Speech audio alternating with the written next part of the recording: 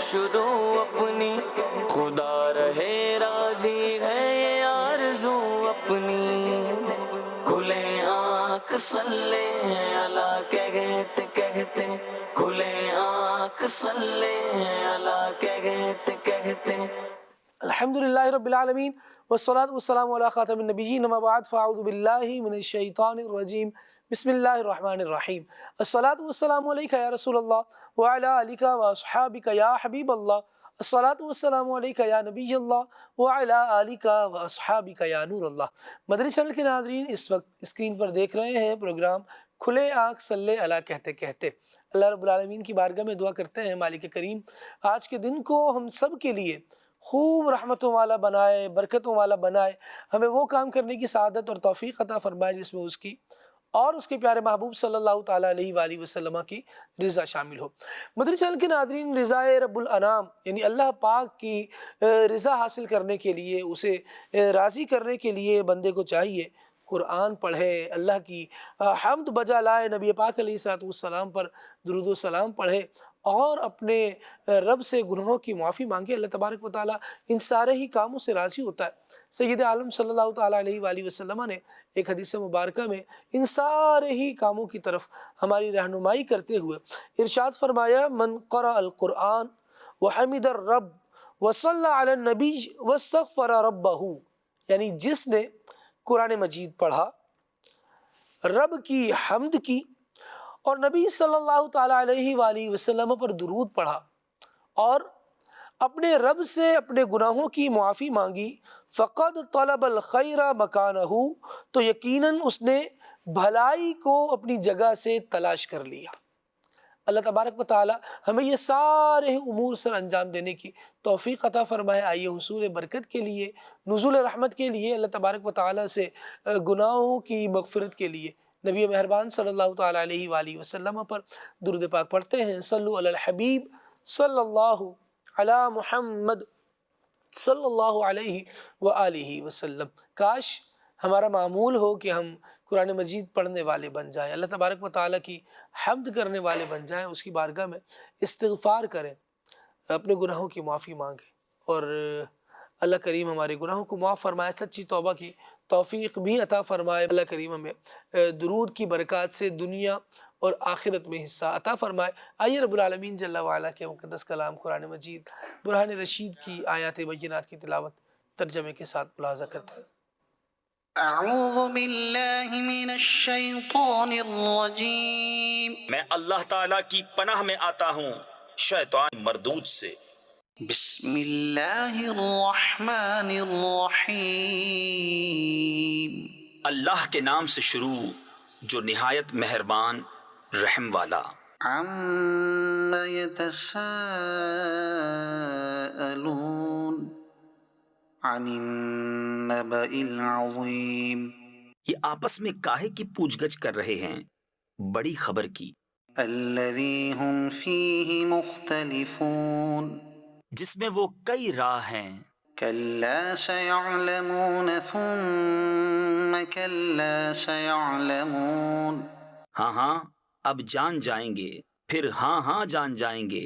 الم نجعل الارض مہادا والجبال اوتادا، کیا ہم نے زمین کو بچھونا نہ کیا اور پہاڑوں کو میخیں، وخلقناکم ازواجا، اور تمہیں جوڑے بنایا، وجعلنا نومکم سباتا، اور تمہاری نیند کو آرام کیا، وجعلنا اللیل لباسا، اور رات کو پردہ پوش کیا، وجعلنا النہار معاشا، اور دن کو روزگار کے لیے بنایا، وبنینا فوقکم سبعا شدادا، اور تمہارے اوپر 7 مضبوط چنائیاں چنی یعنی تعمیر کی، وجعلنا سراجا وہاجا، اور ان میں ایک نہایت چمکتا چراغ رکھا، وأنزلنا من المعصرات ماء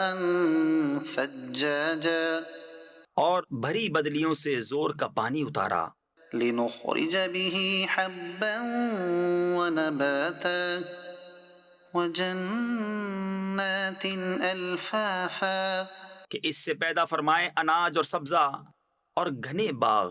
ان يوم الفصل كان ميقاتا بے شک فیصلے کا دن ٹھہرا ہوا وقت ہے. يوم ينفخ في الصور فتأتون افواجا جس دن سور پھونکا جائے گا تو تم چلے آؤ گے فوجوں کی فوجیں. وفتحت السماء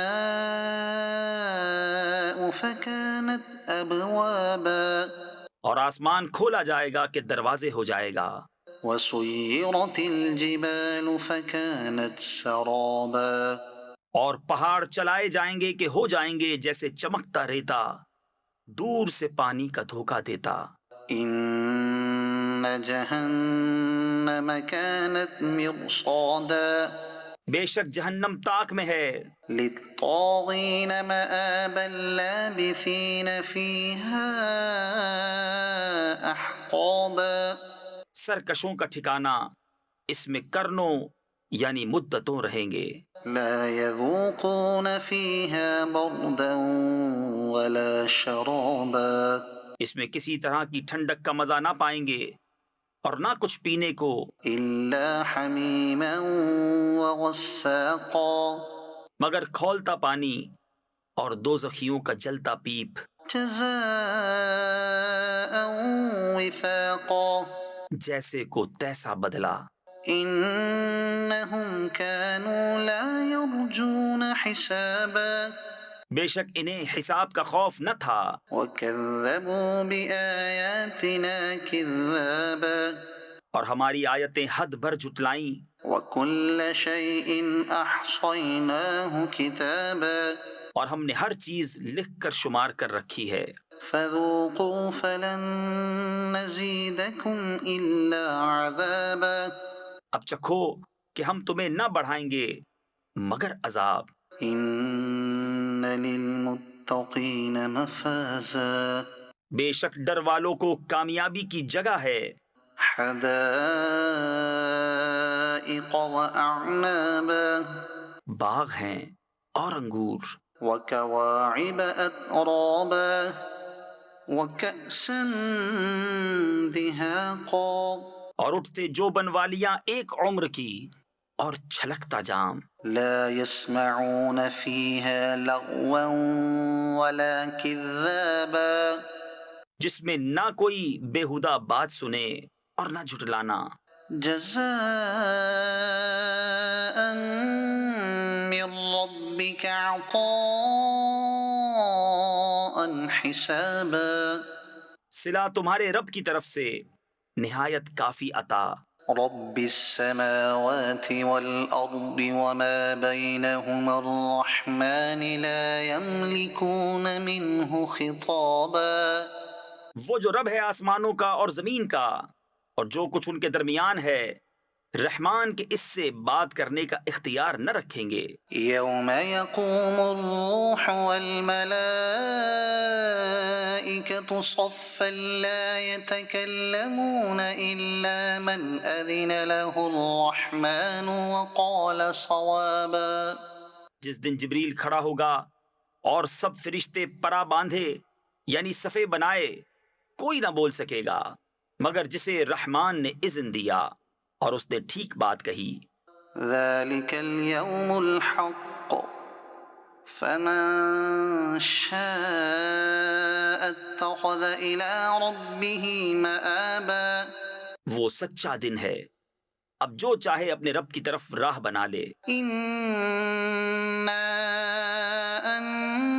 أنذرناكم عذابا قريبا ہم تمہیں ایک عذاب سے ڈراتے ہیں کہ نزدیک آ گیا. يوم ينظر المرء ما قدمت يداه ويقول الكافر يا ليتني كنت ترابا جس دن آدمی دیکھے گا جو کچھ اس کے ہاتھوں نے آگے بھیجا اور کافر کہے گا ہائے میں کسی طرح خاک ہو جاتا. صدق اللہ العظیم. سبحان اللہ، اللہ رب العالمین جل وعلا نور قرآن سے ہمارے قلوب اور ہمارے ذہن کو منور فرمائے، قرآن مجید کی روشن اور پاکیزہ تعلیمات سے ہمارے دل بھی روشن رہیں، ہمارے ذہن بھی اس سے منور ہوتے رہیں۔ سورہ نبا کی تلاوت اور ترجمہ مدنی چینل کے ناظرین کے لیے پیش کیا گیا۔ اس سورت کا کچھ مختصر تعارف پیش کرنے لگا ہوں۔ سورہ نبا مکہ مکرمہ میں نازل ہوئی، یعنی اسے مکی سورت کہا جائے گا۔ اس سورت میں 2 رکوع اور 40 آیتیں ہیں۔ نبا نام رکھنے کی وجہ کیا ہے؟ عربی میں نا خبر کو نبا کہتے ہیں، اور اس سورت کی دوسری آیت میں یہ لفظ موجود ہے جس کی مناسبت سے اسے سورہ نبا کہتے ہیں۔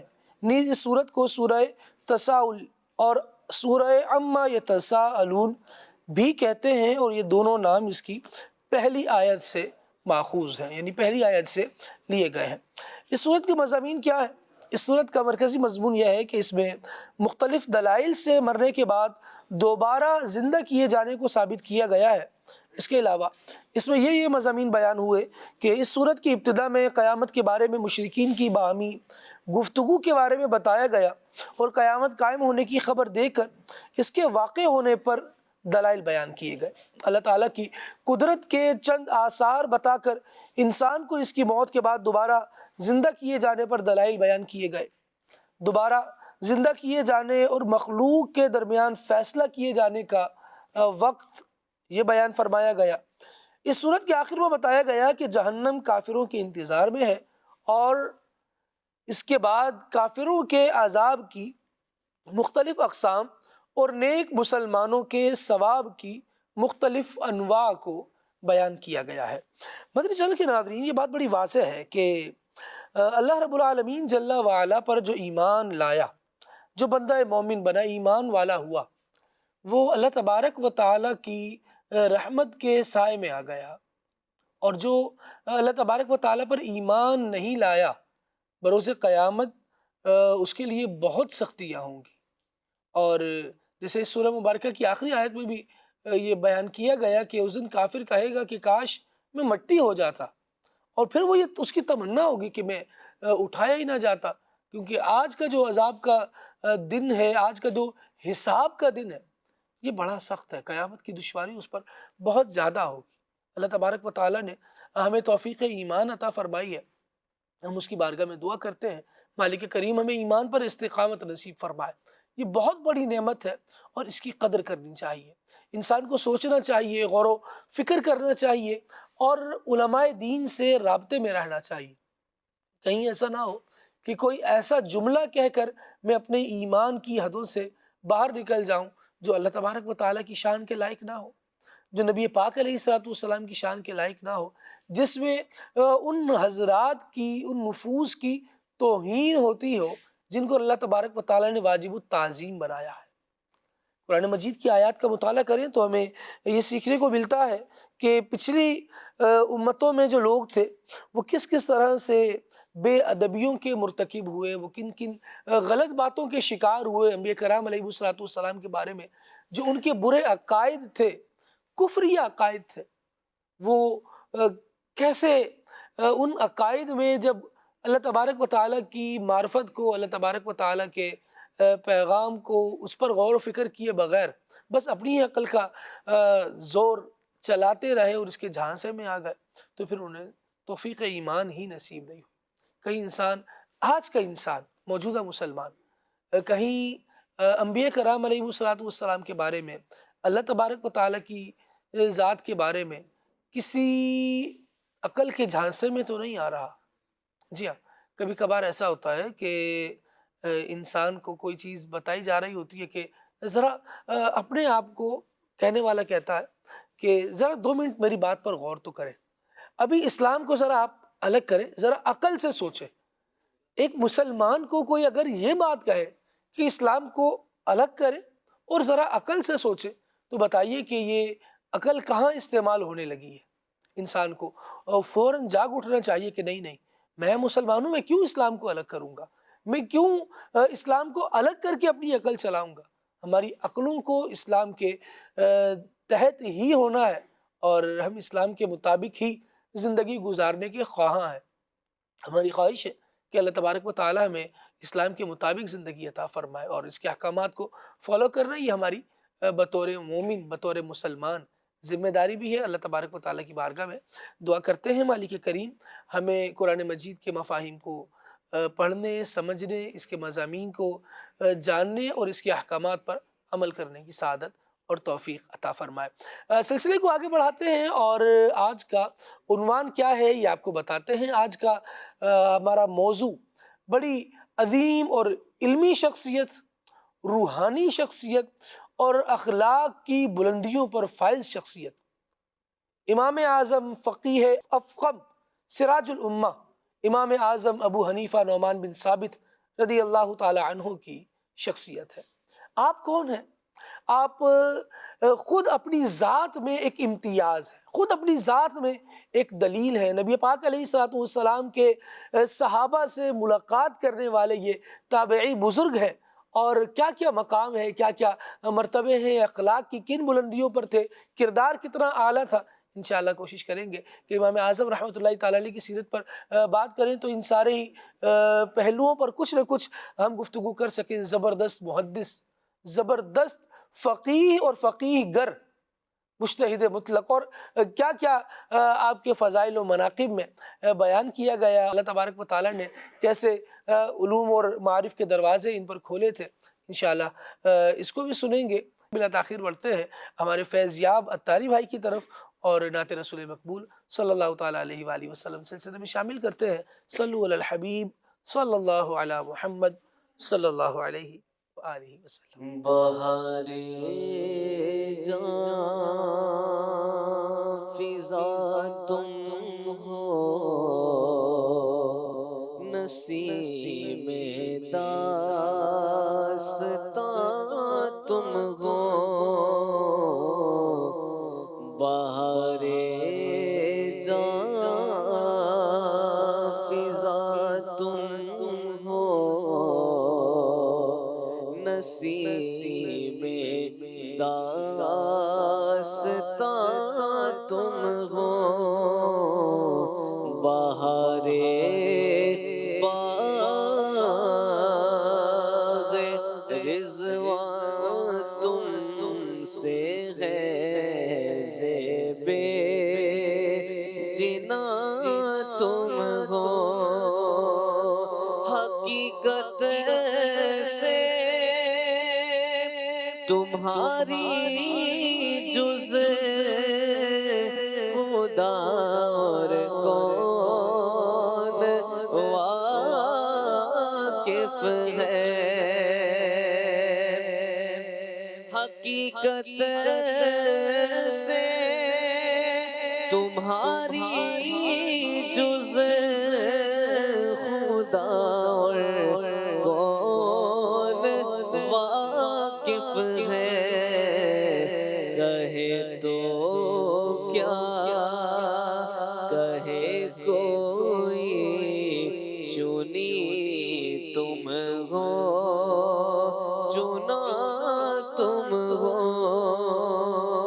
خدا کی سلطنت کا دو جہاں میں کون دولا ہے، خدا کی سلطنت کا دو جہاں میں کون دولا ہے، تم ہی تم ہو، تم ہی تم ہو، یہاں تم ہو، وہاں تم ہو، تم ہی تم ہو،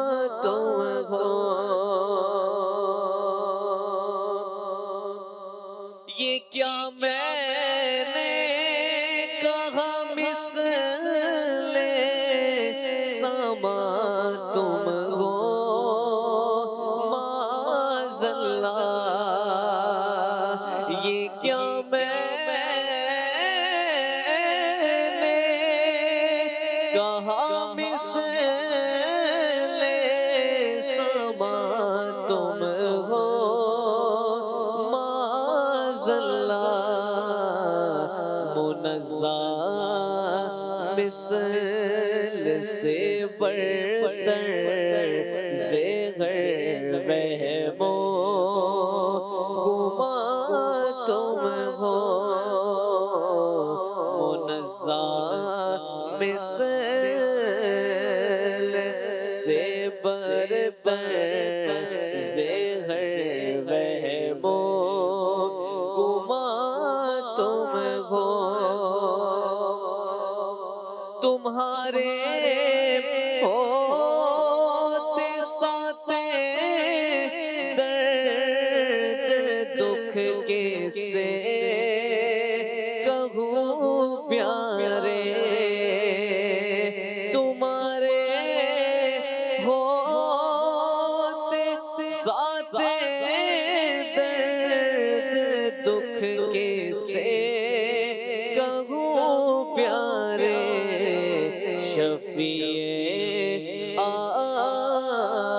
آسیہ تم ہو وکیل مجرماں تم ہو ریاضت کے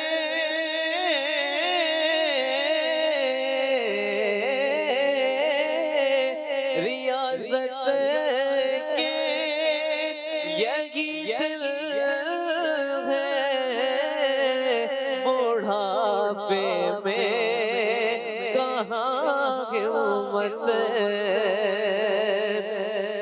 ریاضت کے یہی دل ہے بڑھاپے میں کہاں ہمت جو کچھ کرنا ہو ابھی کر لو ابھی نوری جوان تم ہو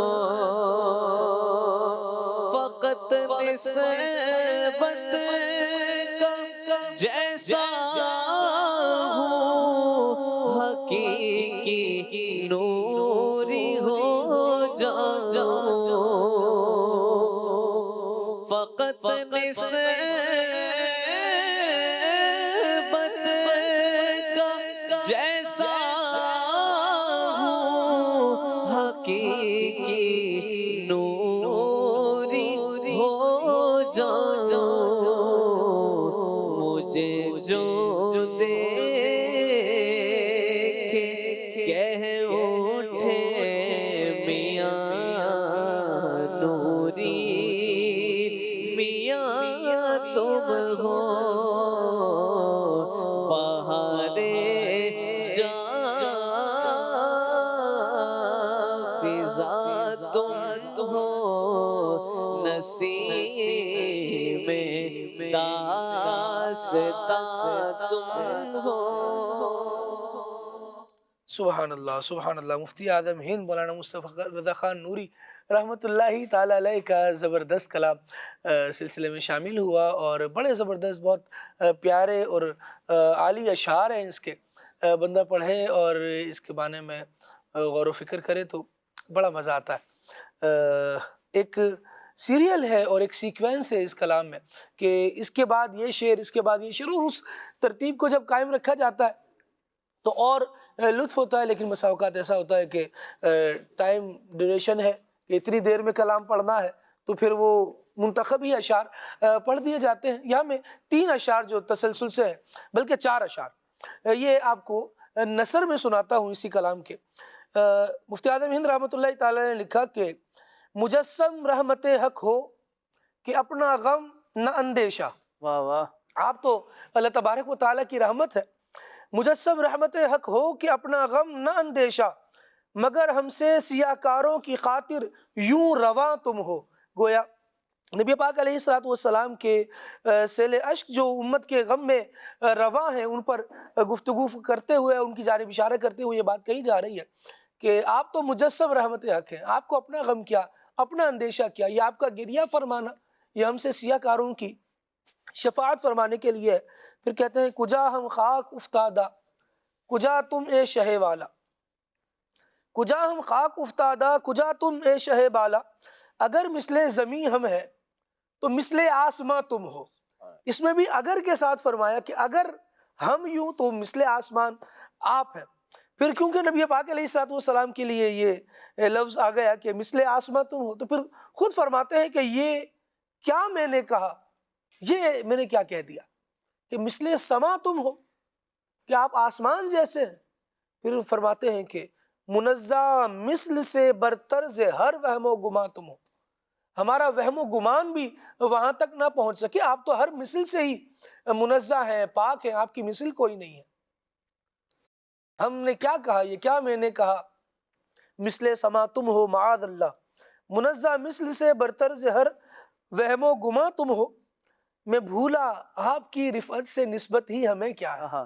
آپ کے رب نے آپ کو جو بلندیاں عطا فرمائی ہیں، وَرَفَعْنَا لَكَ ذِكْرَكَ کا جو تاج آپ کے سر ہے، وہ اس کو کہاں کوئی پہنچ سکے، تو فرمایا میں بھولا آپ کی رفعت سے نسبت ہی ہمیں کیا ہے۔ وہ بس وہ کہنے بھر کی نسبت تھی، بس وہ بات بنانے کو ہم نے ایک کہہ دیا، لیکن کہاں ہم ہیں، کہاں تم ہو۔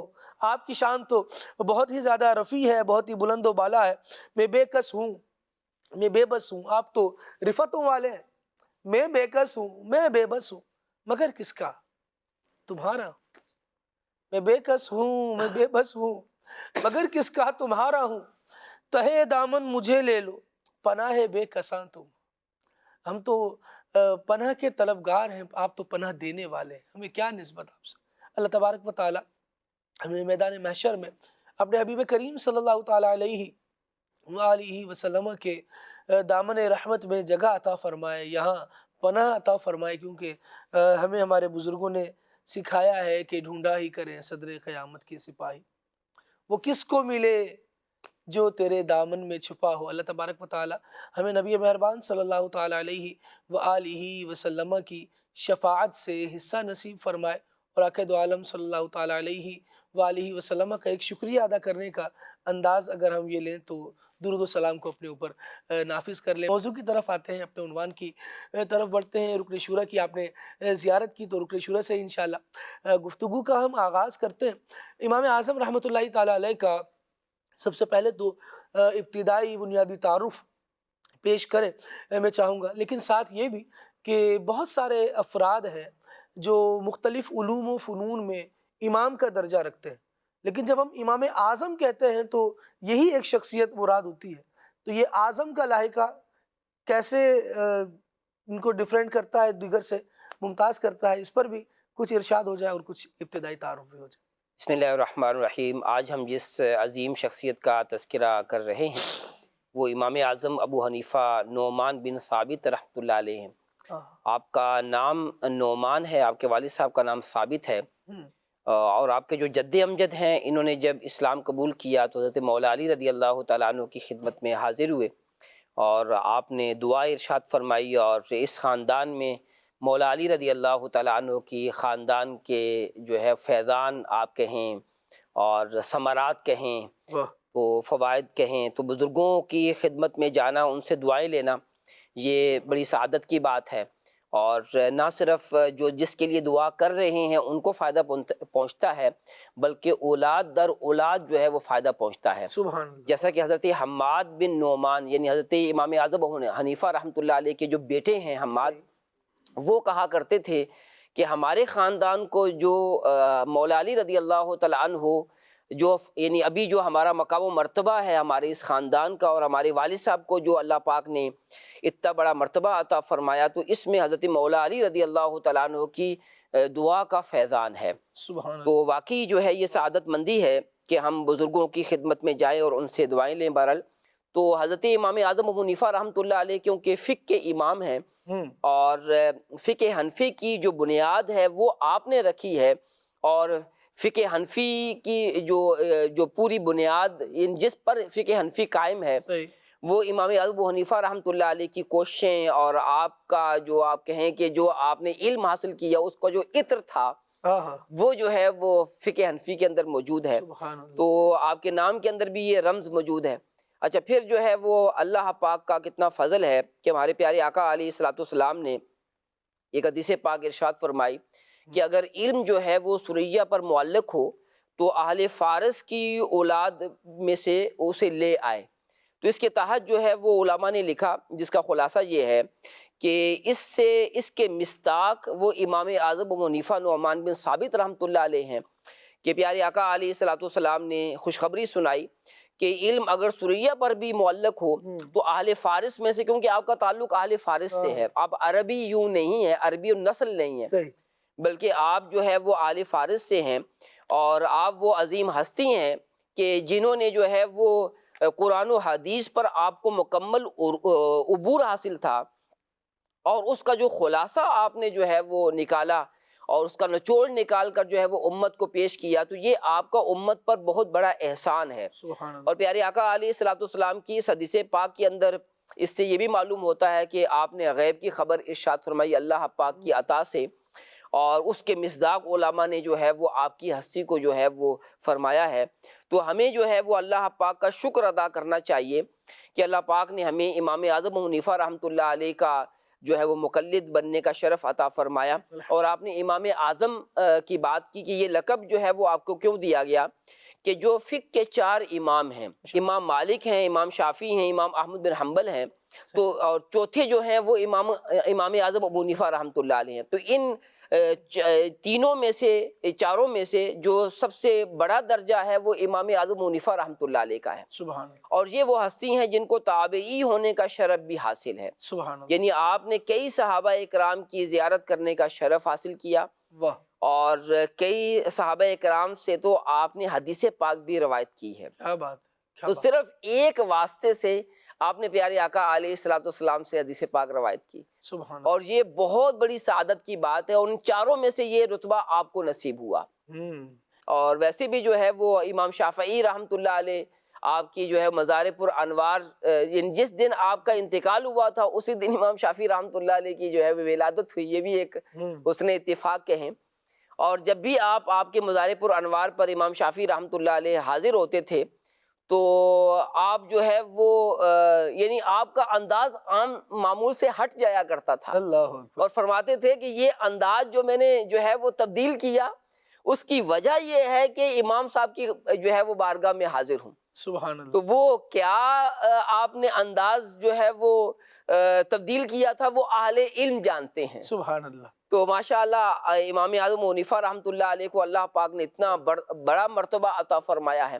اللہ پاک جو ہے وہ ان کے درجات بلند فرمائے، اور ان کا وصال 70 سال کی عمر میں 2 شعبان المعظم کو ہوا، اور آپ کی پیدائش جو ہے وہ 80 سن ہجری کی ہے. یعنی آپ جو ہے وہ پہلی صدی ہجری میں پیدا ہوئے اور دوسری صدی ہجری میں 150 غالباً آپ کے انتقال کا ہے. تو سن 2 شعبان المعظم میں، تو یہ مبارک مہینہ حضرت امام اعظم ابو حنیفہ رحمۃ اللہ علیہ کا جو ہے وہ یاد بھی دلاتا ہے. محدث اعظم پاکستان مولانا سردار احمد رحمۃ اللہ علیہ کا جب عرس ہوتا ہے تو عرس کا عنوان ہی جو ہے وہ عرس امام اعظم اور جو ہے وہ عرس محدث اعظم، یہ عنوان جو ہے وہ قائم کیا جاتا ہے.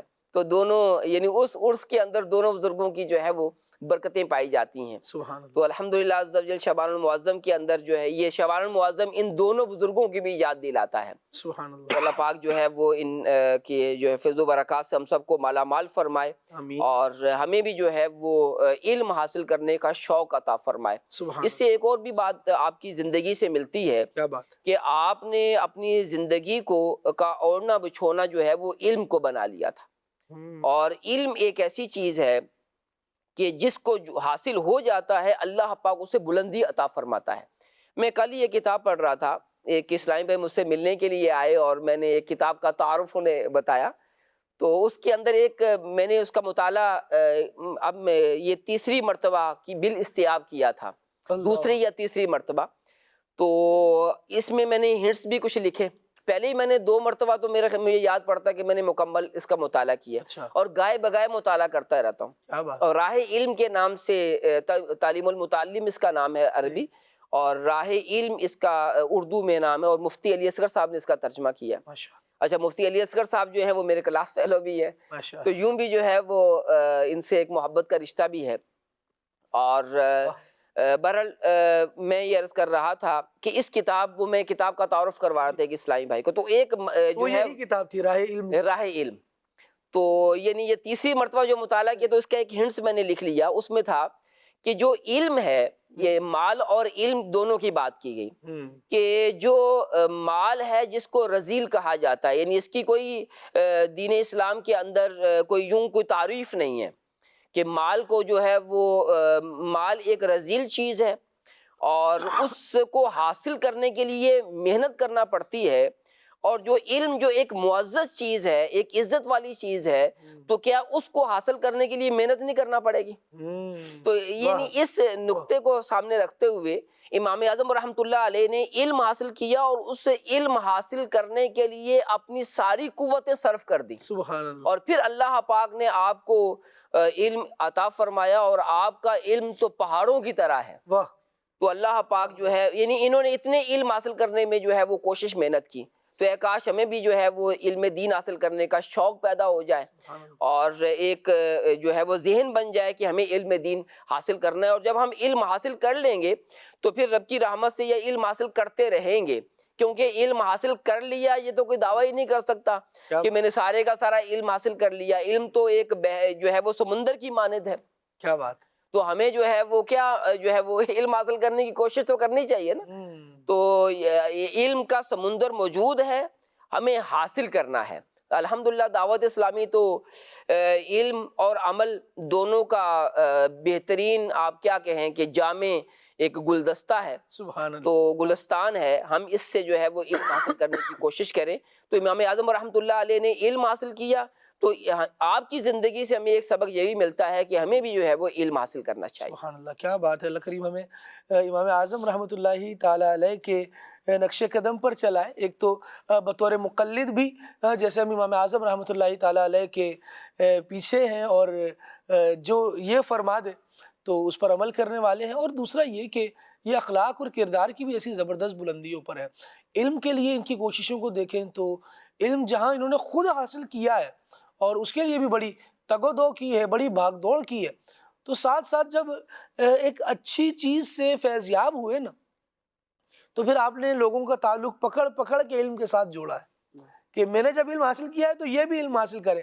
جس کو دیکھتے ہیں کہ وہ بہت زیادہ زیرک ہے، سمجھدار ہے اور اچھے حافظے والا ہے، تو امام اعظم رحمۃ اللہ تعالیٰ علیہ کی کوششوں میں یہ بات ہوتی کہ اسے علم دین حاصل کرنے کا مشورہ دیتے. خود امام اعظم رحمۃ اللہ تعالیٰ علیہ کے شاگردوں میں اس طرح کے افراد بالخصوص امام محمد رحمۃ اللہ تعالیٰ علیہ اور دیگر اصحاب بھی ہیں جن کو امام اعظم رحمۃ اللہ تعالیٰ علیہ نے علم دین حاصل کرنے کا مشورہ دیا. امام ابو یوسف رحمۃ اللہ تعالیٰ علیہ جو بعد میں ایک قاضی القضات کی حیثیت سے سامنے آئے اور معاشرے میں بہت زبردست کارنامے انہوں نے کیے. تو سمجھدار ہوتا ہے وہ بندہ جو دوسروں کو بھی دیکھ کر اس اچھے ٹریک کی طرف لے آئے.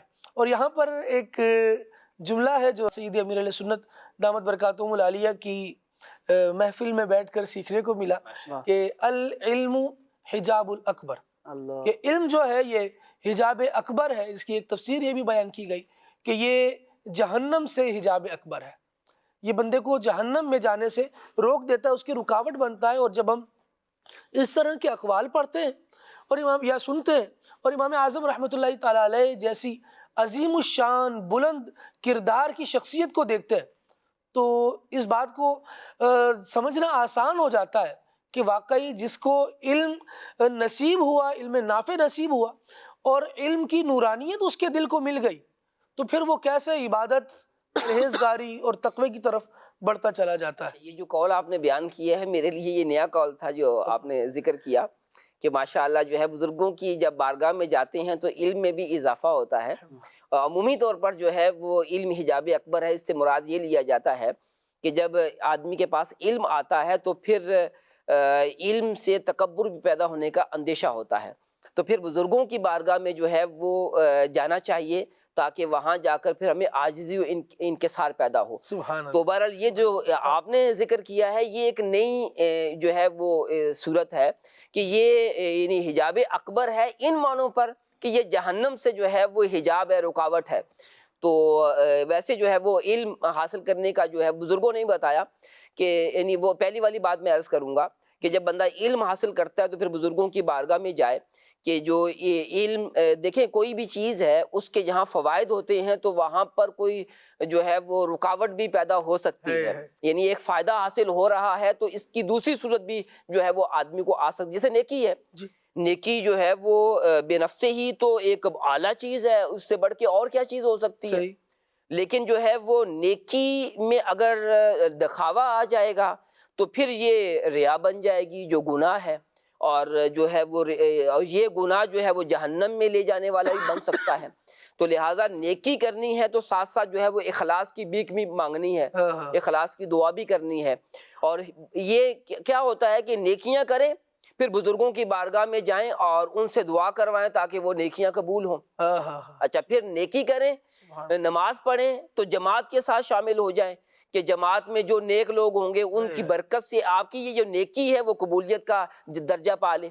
تو اسی طرح جو علم ہے، علم سے جو ہے وہ علم بہت بڑی زبردست چیز ہے جیسے ذکر کیا گیا، لیکن علم سے تکبر پیدا نہ ہو، آپ بزرگوں کی بارگاہ میں حاضر ہوں۔ تو ان معنوں پر کہا گیا کہ جو علم ہے وہ حجاب اکبر یوں ہے کہ تکبر بھی پیدا ہو سکتا ہے، اس لیے جو بزرگوں کی بارگاہ میں ہو۔ اور یہ جو آپ نے ذکر کیا یہ تو بہت اور زبردست ہے کہ علم جو ہے وہ جہنم سے جو ہے وہ حجاب ہے، رکاوٹ ہے۔ تو اللہ پاک جو ہے وہ واقعی ہمیں علم کی دولت عطا فرمائے اور پھر بزرگوں کی صحبت میں بھی جو ہے وہ رہنے کی سعادت عطا فرمائے۔ سبحان اللہ، حضور یہی بات ہے کہ جیسے کابرین کی صحبت نصیب ہوتی ہے، امیر اہل سنت دامت برکاتہم العالیہ کی محفل میں جب بندہ بیٹھتا ہے تو مختلف جہاد پر گفتگو ہوتی ہے۔ دونوں ہی بات، جو بات آپ نے ارشاد فرمائی یہ بھی بیان کی گئی، اور یہ جو جہنم سے حجاب ہے اسے بھی بیان کیا گیا، اور پھر امیر اہل سنت دامت برکاتہم العالیہ کا جو تربیت فرمانے کا انداز ہے وہ بھی ماشاءاللہ جدا گانا ہے۔ مدنی چینل کے ناظرین، یہاں پر ایک بات اور بھی ہم دیکھیں نا کہ اللہ تبارک و تعالیٰ جب رحمت کی بارش برساتا ہے نا، اللہ تبارک و تعالیٰ جب آسمان سے پانی برساتا ہے، اس کو یوں کر لیجئے وَأَنزَلْنَا مِنَ السَّمَاءِ مَاءً طَهُورًا، تو اس کی طرف سے تو بات یہ ہے کہ ہم نے آسمان سے مائع طہور، پاک کرنے والا پانی یہ نازل فرمایا ہے، لیکن یہ پانی برس رہا ہوتا ہے کسی ایسی جگہ پر برسے جو پہلے ہی زمین جو ہے وہ تیار ہو، تو وہاں یہ پانی پڑتا ہے تو اچھا سبزہ اگتا ہے، فصلیں لہلہاتی ہیں، لیکن کسی کوڑا کرکٹ کی جگہ پر، کچرا کنڈی پر جب یہی پانی پڑتا ہے تو وہاں سے بدبو کے بھپکے اڑتے ہیں۔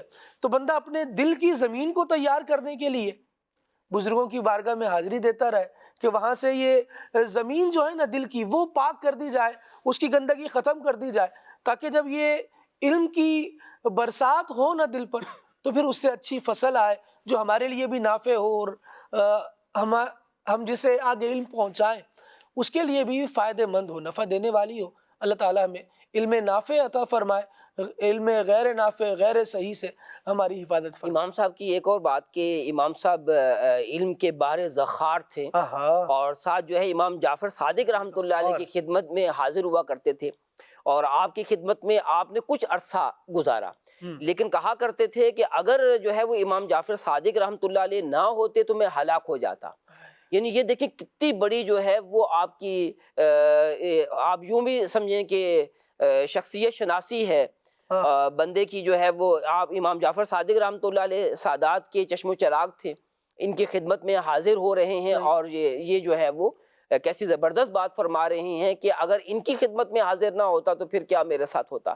تو یہ بزرگوں کی حاضری جو ہے یہ آدمی کو لازم پکڑنی چاہیے، اور ہماری خوش نصیبی ہے کہ امیر اہل سنت علامہ محمد الیاس قادری صاحب کی جو ہے وہ صحبت نصیب ہے۔ اللہ پاک نے ہمارے لیے آسانیاں فرما دی ہیں کہ جو ہے وہ الیکٹرانک جو مبلغ ہے مدنی چینل، اس کے ذریعے جو ہے ہم گھر بیٹھے امیر اہل سنت کی صحبت براہ راست جو ہے وہ پا سکتے ہیں۔ اللہ پاک ہمیں امیر اہل سنت کے مدنی مذاکروں میں بھی شرکت کرنے کی توفیق عطا فرمائے۔ آمین آمین آمین۔ مدنی چینل کے ناظرین، مدنی چینل دیکھتے رہیے، پروگرام آپ کے لیے پیش کیے جا رہے ہیں، اور یکابرین کے تذکرے کا ایک مقصد یہ بھی ہوتا ہے کہ ہم ان کی نسبتوں سے جیسے جڑے ہوئے ہیں، ان کے تذکرے اور ان کی سیرت کو خوب سیکھیں بھی، سمجھیں بھی، اور دیکھیں کہ انہوں نے کیسے اللہ تبارک و تعالیٰ کے دین کو اور اس کی علم کو حاصل کیا، اس پر کیسے عمل کیا، اور پھر یہ اخلاق و کردار کی کن بلندیوں پر فائز ہوئے۔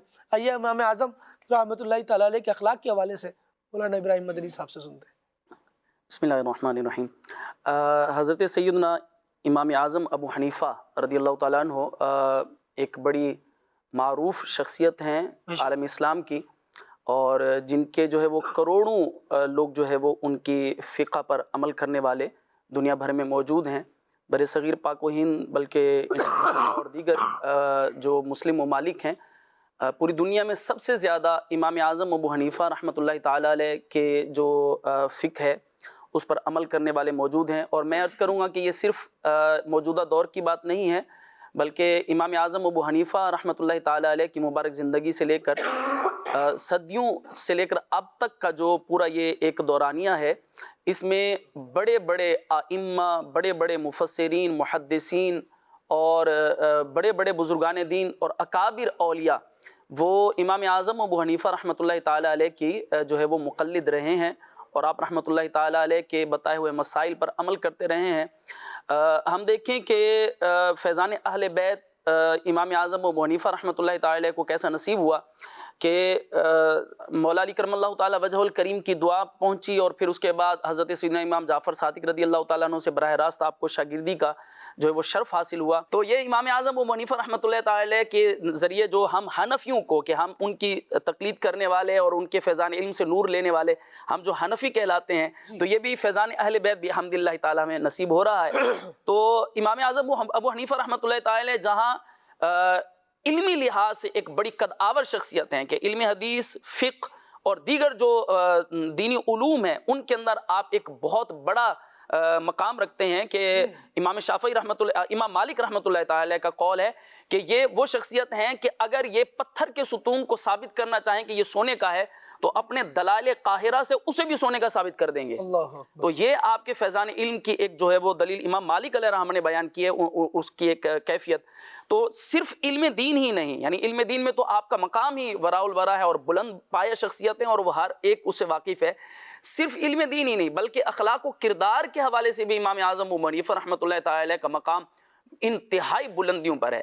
یعنی اگر ہم عبادات کو دیکھیں تو عبادات میں بھی آپ کا کمال ہے، اخلاق و کردار دیکھیں تو اخلاق و کردار میں بھی آپ کے بڑے عجیب و غریب اور بڑے محیر العقول قسم کے واقعات ہیں کہ جس میں بندہ جو ہے وہ حیرت زدہ رہ جاتا ہے کہ یہ ایک ایسی شخصیت ہیں کہ جنہیں جو ہے وہ اللہ تبارک و تعالی جل وعلا نے اس قدر جو ہے وہ فیضان سے نوازا تھا۔ میں ایک واقعہ ذکر کرنا چاہوں گا۔ امام اعظم ابو حنیفہ رحمۃ اللہ تعالی علیہ کی خدمت میں جو ہے وہ چونکہ آپ کپڑے کے تاجر تھے اور اللہ تبارک و تعالی نے آپ کو جو ہے وہ یوں دنیاوی دولت سے بھی نوازا تھا، تو آپ کثرت سے خرچ بھی کیا کرتے تھے اور کثیر لوگوں کو آپ جو ہے وہ قرضہ دیا کرتے تھے، مال بھی دیا تھا اور دینے والا دل بھی دیا تھا۔ سبحان اللہ، بڑی خوبصورت بات فرمائی آپ نے۔ تو امام اعظم ابو حنیفہ رحمۃ اللہ تعالی علیہ یہ لوگوں کا کثرت کے ساتھ جو ہے وہ ان کی مدد فرمایا کرتے تھے اور ان کو جو ہے وہ قرضے کے طور پر رقم بھی فراہم کیا کرتے تھے۔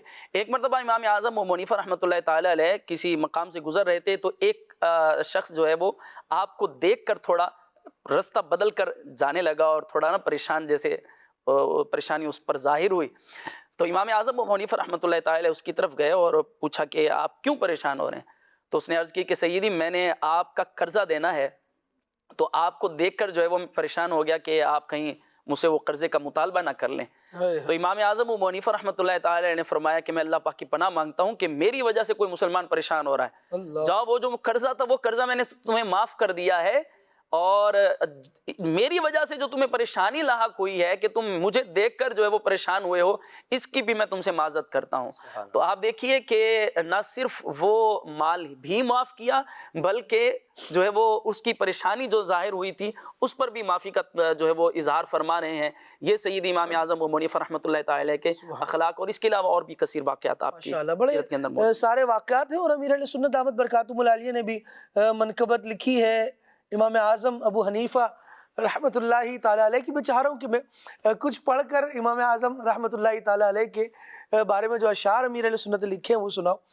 امام اعظم رحمۃ اللہ امیر علیہ سنت کے بھی، اور دیوان سالک میں مفتی احمد خان نعیمی رحمۃ اللہ تعالیٰ علیہ نے بھی بڑے زبردست نذرانہ عقیدت و محبت پیش کیا ہے۔ امیر علیہ سنت نے لکھا کہ ہے نام نعمان ابن ثابت ابو حنیفہ ہے ان کی کنیت پکارتا ہے یہ کہہ کے عالم امام اعظم ابو حنیفہ پکارتا ہے یہ کہہ کے عالم امام اعظم ابو حنیفہ.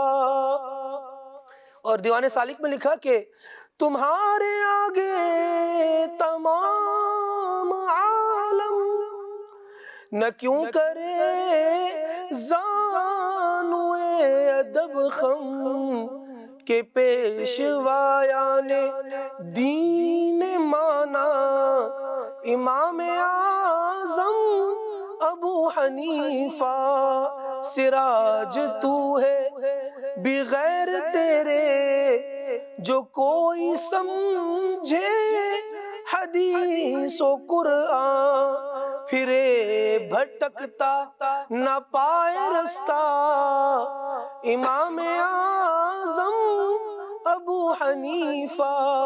یہ امام اعظم ابو حنیفہ رحمۃ اللہ تعالیٰ علیہ ہے کہ جن کے بارے میں نذرانہ عقیدت بھی انہیں پیش کیا گیا, خراج تحسین پیش کیا گیا, ان کی منقبت, ان کے اوصاف بیان کیے گئے. اور ہم جب آپ رحمۃ اللہ تعالیٰ علیہ کی سیرت اور کردار کے حوالے سے دیکھتے ہیں نا, جس طرح کچھ باتیں مولانا ابراہیم مدنی صاحب نے کہیں اور قبلہ رکن شورا نے زبردست آپ کے اوصاف کو اور آپ کے علم کے حوالے سے گفتگو فرما کر بات کو واضح اور ظاہر فرمایا. مدنی چینل کے ناظرین, ہم یہ دیکھتے ہیں کہ امام اعظم رحمۃ اللہ تعالیٰ علیہ کی ایک پہچان تھی, ظاہری پہچان بھی اور ایک روحانی پہچان بھی تھی. عبادت بھی آپ کی پہچان تھی. خوش لباسی وہ تو امام اعظم رحمۃ اللہ تعالیٰ علیہ کی شان تھی, وہ تو رب العالمین جل وعلا کی بارگاہ میں جب حاضر ہو رہے ہیں تو بھی خوش لباسیوں کا ایک انداز ہے. کہیں امام اعظم رحمۃ اللہ تعالیٰ علیہ اپنے حجرے سے جب باہر تشریف لاتے تھے تو آپ اپنی خوشبو سے پہچانے جاتے تھے, یہ بھی ایک پہچان ہے. لیکن یہ وہ امام ہے جو ساری رات سارا دن علم دین کی خدمت اور عبادت و ریاضت کی بھی پہچان رکھتے ہیں, اس لیے بھی پہچانے جاتے ہیں. یہ کون سے بزرگ ہیں؟ یہ سارا دن علم دین پڑھانے والے, علم دین کی خدمت کرنے والے آدمی ہیں. یہ کون ہے جناب؟ حضرت مصر بن کدام رحمۃ اللہ تعالیٰ علیہ نے جو امام اعظم رحمۃ اللہ تعالیٰ علیہ کے حوالے سے بیان کیا کہ میں تو ان کی خدمت میں حاضر ہوا تو میں نے ان کی روٹین ایسی پائی کہ رات کو ساری رات عبادت کر رہے ہیں, فجر کے بعد طلباء علم دین آ جاتے ہیں وہ سیکھنے کے لیے, تو امام پاک جو ہے وہ اپنا درس شروع کر دیتے ہیں, سکھا رہے ہیں. کہ ایک دن ایسا گزرا تو میں نے سوچا کہ چلو آج کا تو دن گزر گیا, رات کو ساری رات آپ نے عبادت میں گزاری ہے, دن علم دین کی خدمت میں گزارا ہے, تو اب ہو سکتا ہے بس ایک دن کی بات ہو, رات کو آرام فرما لے. تو رات کو پھر وہی امام اعظم رحمۃ اللہ تعالیٰ علیہ لوگوں کے مشاغل سے فارغ ہونے کے بعد اپنے حجرے میں گئے, کپڑے تبدیل کر کے آئے, خوشبوئیں لگا کر مسجد کے کونے میں پھر نمازیں پڑھنا شروع کر دی. جب تک نماز پڑھتے رہے کہ اذان فجر ہو گئی. اذان فجر کے بعد پھر گئے, اپنے کپڑے تبدیل کر کے دوبارہ تشریف لائے اور پھر نماز فجر پڑھی, اور پھر وہی روٹین شروع ہے. کہتے ہیں 3 دن تک میں نے متواتر نوٹ کیا, اور اس کے بعد میں نے اپنا یہ ذہن بنا لیا کہ میں نے اپنی زندگی کو امام اعظم رحمۃ اللہ تعالیٰ علیہ کی خدمت میں گزارنا ہے. پھر جب تک اللہ تبارک و تعالیٰ نے توفیق دی, کہتے ہیں میں یہاں رہا اور میں نے امام اعظم رحمۃ اللہ تعالیٰ علیہ کو کبھی بھی دن میں بغیر روزے کے نہیں دیکھا.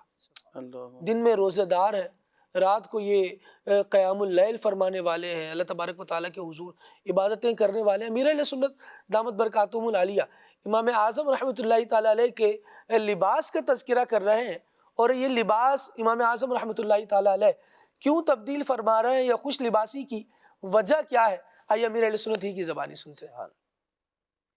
ایک سوال یہ ہے کہ امام اعظم رحمۃ اللہ علیہ کے بارے میں سنا ہے کہ نماز میں عمدہ لباس پہنتے تھے, اس بارے میں ہمارا کیا ذہن ہونا چاہیے؟ کیونکہ دیکھا جاتا ہے کہ اس کا کوئی اہتمام نہیں ہوتا, بالخصوص فجر کی نماز میں.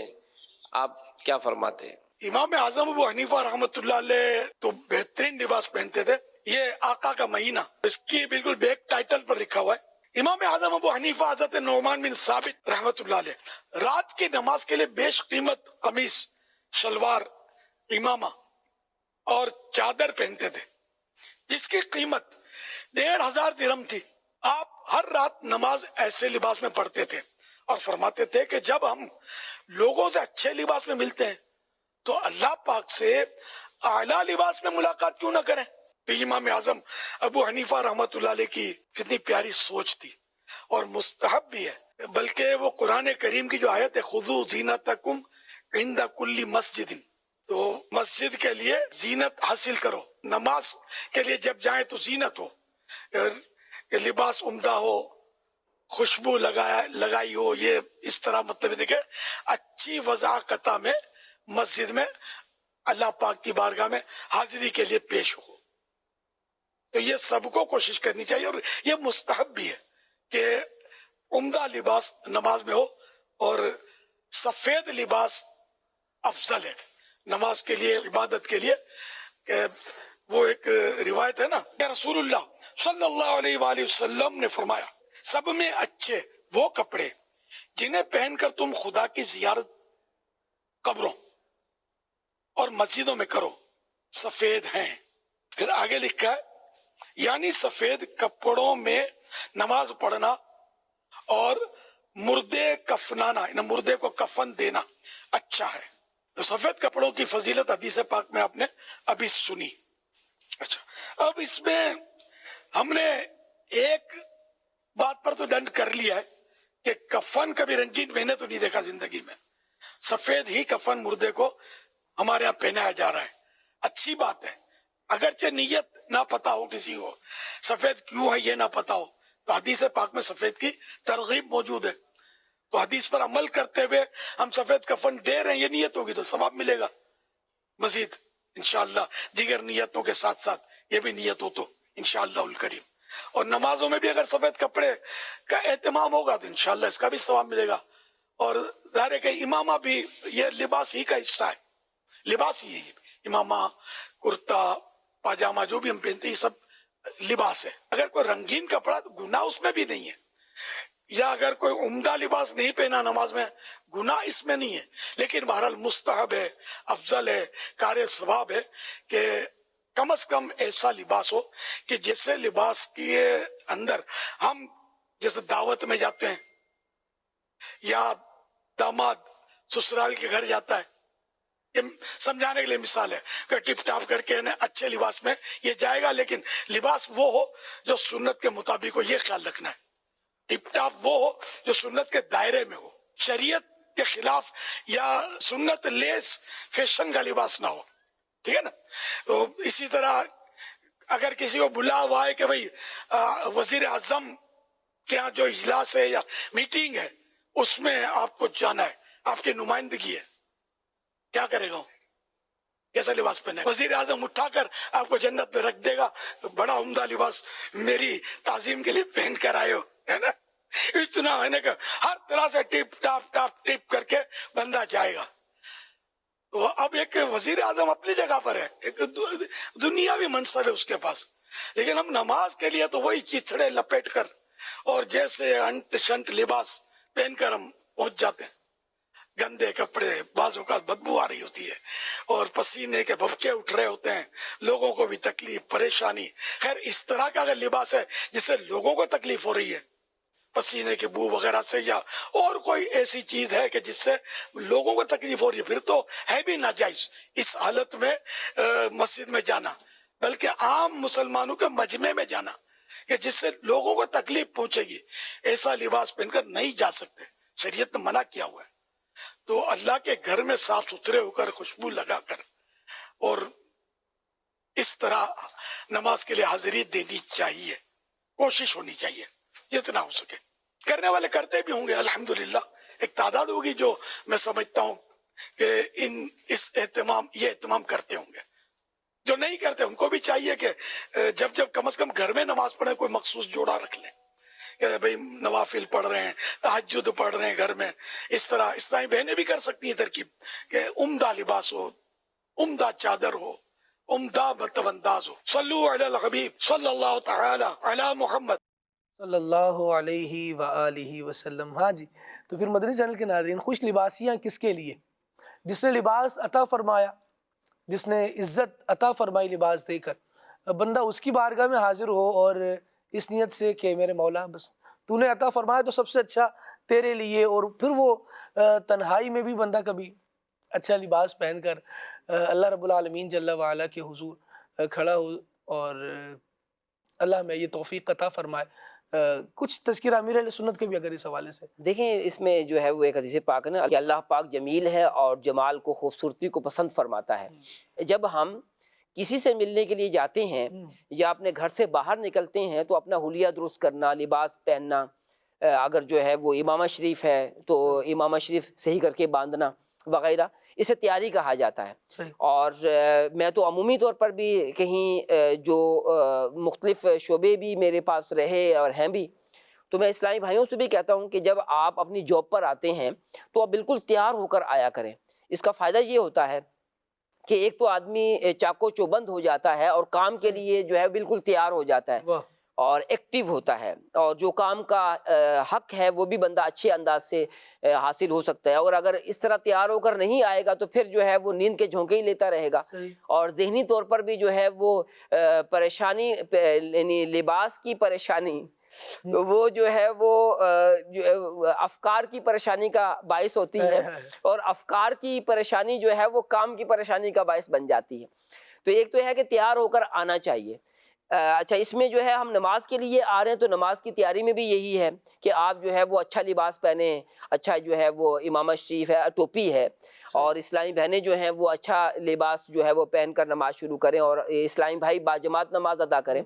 تو یہ ایک تیاری ہے. اچھا، اس میں ایک بات ہو رہی ہے جب ہم گھر سے باہر نکل رہے ہیں، جی اور عمومی طور پر لوگ اسی طرح کرتے ہیں، جب گھر سے باہر نکلتے ہیں تو تیار ہو کر نکلتے ہیں. تو لطف کی بات تو یہ ہے کہ ہم گھر میں بھی نماز پڑھ رہے ہیں تو اب اسپیشل لباس جو ہے وہ پہن کر نماز پڑھیں. واہ اب یہاں پر صرف اللہ پاک کی رضا مقصود ہے. باہر تو یہ تھا کہ لوگوں کی بھی تحسین ہوگی، لوگ کیا کہیں گے کہ کیا بن کر آ گیا ہے، یعنی لوگوں کی باتوں سے بچنے کے لیے بھی ہے. لیکن اگر ہم گھر میں تیار ہو کر نماز پڑھتے ہیں تو یہ محض اللہ پاک کی رضا کے لیے ہے. تو امیر اہل سنت کا بھی الحمدللہ عز و جل انداز یہی ہے. امیر اہل سنت کی جو ہستی ہے اس کی ایک خوبصورتی میں یہ عرض کروں گا کہ آپ جو بات بیان کرتے ہیں، واہ میں نے تو عمومی طور پر یہی دیکھا کہ اس پر پہلے خود عمل کرتے ہیں پھر لوگوں میں بیان کرتے ہیں. سبحان اللہ. اور یہ جیسے ابھی آپ بیان فرما رہے تھے، مجھے معلوم ہے کہ امیر اہل سنت نے بھی ایک اچھا لباس، یعنی اپنا سب سے قیمتی لباس جسے آپ کہہ سکتے ہیں، وہ گھر میں رکھا ہوا ہے. اور جب گھر میں نماز پڑھنے لگتے ہیں، بالخصوص نماز تہجد ہے، تو اس میں وہ لباس جو ہے وہ پہن کر جو ہے وہ نماز پڑھتے ہیں. آج جو امام اعظم ابو حنیفہ رحمۃ اللہ علیہ کا وہ ذکر بھی کر رہے تھے، تو ظاہر ہے کہ اپنا ذکر تو نہیں کر رہے، ہمیں معلوم ہے کہ امیر اہل سنت کا یہ اس پر عمل ہے. تو یہ بات جو ہے کہ ہمیں یعنی کچھ کام تو ایسے ہوں جو محض ہم اللہ پاک کی رضا کے لیے کریں. ایک اسلامی بھائی جو ہیں وہ خیرات کرنا چاہتے تھے، ایک جو ہے وہ طالب علم ہے، اس کی مدد کرنا چاہتے تھے. تو وہ ذہن یہ بنا رہے تھے کہ دیکھیں طالب علم، اس طالب علم سے مجھے کوئی بینیفٹ ملنے والا نہیں ہے، لیکن پھر جو ہے وہ اس بات پر خوش ہو رہے تھے دل کے اندر کہ یار اس کی مدد کروں گا تو یہ محض اللہ کے لیے ہوگی، کوئی کام تو ہو جو صرف اللہ پاک کے لیے ہونا چاہیے.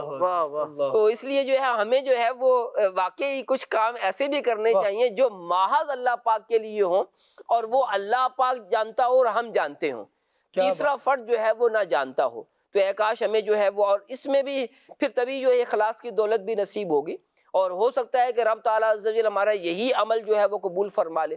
وہ تو نقطہ نواز ہے، ذرہ نواز ہے.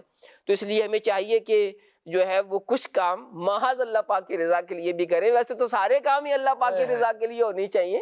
یعنی دیکھیں یہ ہر نیکی کا جو اصل، نیکی کی جو اصل ہے وہ اخلاص ہے. نیکی وہی ہے جس میں اخلاص ہے. اللہ. لیکن یہ اس سے اوپر والا درجہ ہے کہ ایک تو یہ ہے کہ بندہ جو ہے وہ نیکی کر رہا ہے، لوگوں کے سامنے نیکی کر رہا ہے. ایک نیکی یہ ہے کہ جو چھپ کر رہا ہے، جو وہ اور اللہ پاک جانتا ہے، اس میں جو ہے وہ اخلاص زیادہ ہے. اور یہ جو لوگوں کے سامنے نیکی کی جاتی ہے اس سے زیادہ یہ درجہ رکھتی ہے، کیونکہ اس میں جو ہے وہ اور کوئی منفعت، فائدہ، مقصود نہیں ہے، محض اللہ پاک کی رضا مقصود ہے۔ سبحان اللہ، اللہ کریم ہمیں توفیق خیر دے اور ایسی نیکیوں کی سعادت عطا فرمائے۔ مدری چینل کے ناظرین، نیکوں کے واقعات پڑھنے سے، نیکوں کی باتیں کرنے سننے سے دل پہ جو ایک وہ ہوتا ہے نا پردہ جو نیکیوں سے بندے کو روک رہا ہوتا ہے، وہ پردہ اترتا ہے۔ اللہ تبارک و تعالی ہماری غفلت کے پردوں کو چاک فرمائے، دور فرما دے، اور ہم نیکیوں میں اللہ کرے کہ مستعد، چاک و چوبند تیار ہو جائیں، اور اس کے لیے ہم ہر وقت ہر دم ریڈی رہیں۔ اللہ کریم ہمیں سعادت و توفیق عطا فرمائے۔ ناظرین کی کالز لیتے ہیں، دیکھتے ہیں ناظرین ہم سے کیا کہنا چاہ رہے ہیں۔ سید اسرار حسین گیلانی ملتان شریف سے، کھلے عام صلی اللہ، بہت اچھا پروگرام خالد صاحب، آپ اللہ تعالیٰ آپ کی پوری ٹیم جتنے علماء ہمارے یہاں بیٹھے ہیں، آپ سب کو اللہ تعالیٰ خیر عافیت سے رکھے، اور ہم سب اکٹھے ہی اس طرح نبی پاک صلی اللہ علیہ وسلم کے روز مبارک میں حاضر دیں۔ میرا یہ سوال ہے کہ آج جو موضوع ہے ماشاءاللہ امام ابو حنیفہ رحمۃ اللہ علیہ کے بارے میں، تو آپ کا یہ مسئلہ ذرا بتائیں کہ آپ کو ابو حنیفہ کیوں کہا جاتا ہے، اس کی وجہ کیا ہے؟ عرض کرتے ہیں انشاءاللہ تھوڑا سا آگے بڑھیں، کیونکہ بھی بہت ساری گفتگو رہی، کچھ کلام شامل کریں گے انشاءاللہ، اس کے بعد ابو حنیفہ کیوں کہتے ہیں اس پر بھی ضرور گفتگو کرتے ہیں۔ نیکسٹ کال دیجیے گا۔ میرا نام غلام الیاس اتاری ہے، میں پچھلا ضلع میاں والی سے بات کر رہا ہوں کہ اب ہے مجھے یہ کلام سنا دیں۔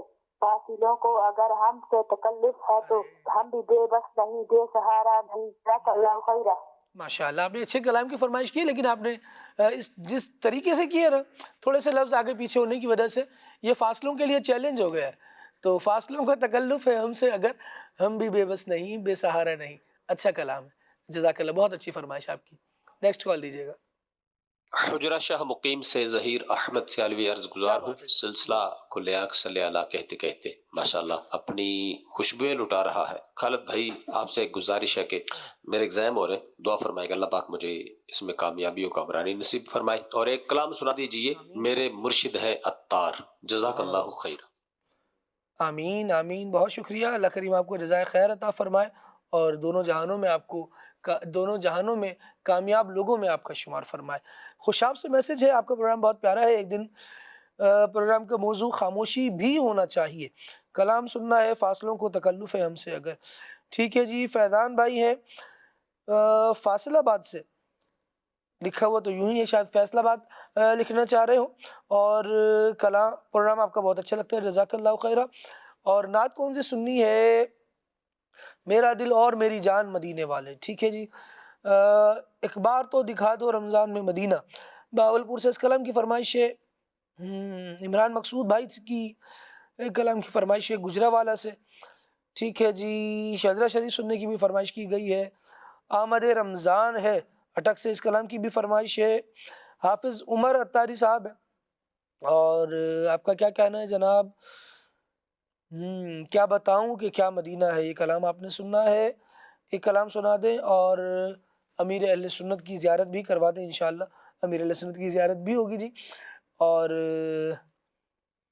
ٹھیک ہے، خان اسلامی بھائی نے بہت پیارا کلام پڑھا، اور میرا گدا میرا منگتا میرا غلام آئے، یہ میرا فیوریٹ کلام، میرے فیوریٹ کلاموں میں سے ہے، پلیز یہ لازمی سنا دیں۔ ٹھیک ہے، سرکار توجہ فرمائیں، یہ سننا ہے آپ نے، قربان میں ان کی بخشش کے اس کلام کی بھی فرمائش ہے، عبداللہ بھائی کا اسٹوڈیو کلام سننا ہے، اور بھی بہت سارے میسیجز ہیں، لیکن کالز پہ مزید لے لیتے ہیں جی۔ کال دیجیے۔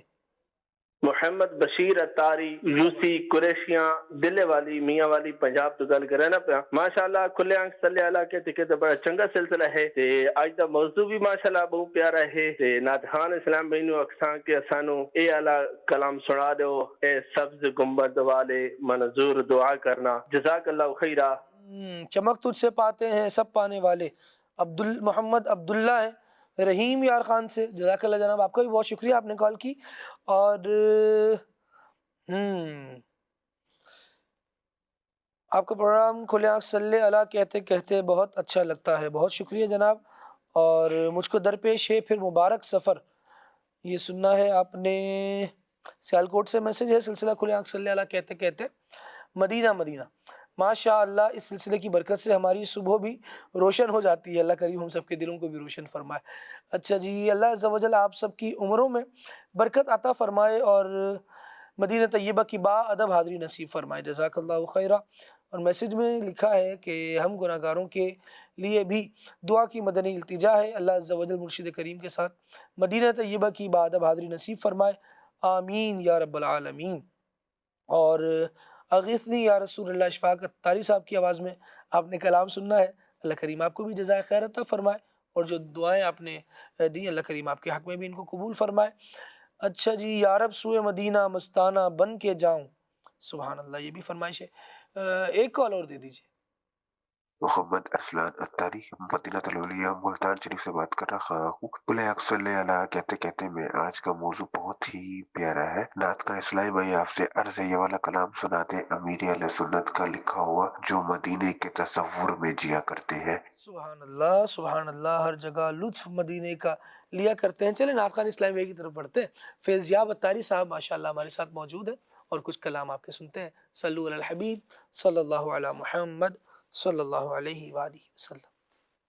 کیا بتاؤں کہ کیا مدینہ ہے، کیا بتاؤں کیا بتاؤں کہ کیا مدینہ ہے، بس میرا مدینہ ہے، بس میرا مولا مدینہ ہے،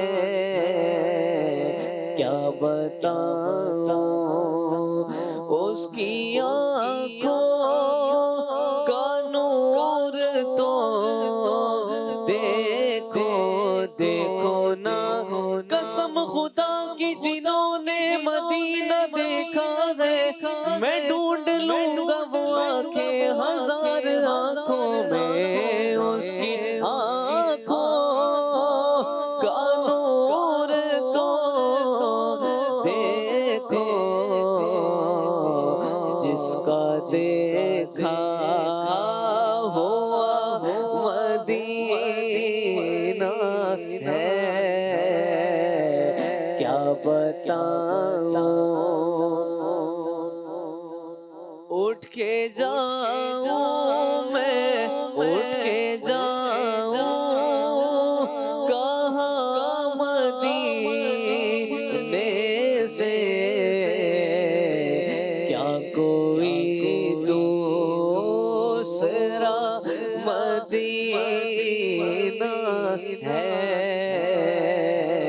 کیا بتاؤں دل فدا ہے مدینے والے پر، ہمارا دل فدا ہے مدینے والے پر، دل منور میرا مدینہ ہے، کیا بتاؤں میں تم کو، کیا بتاؤں۔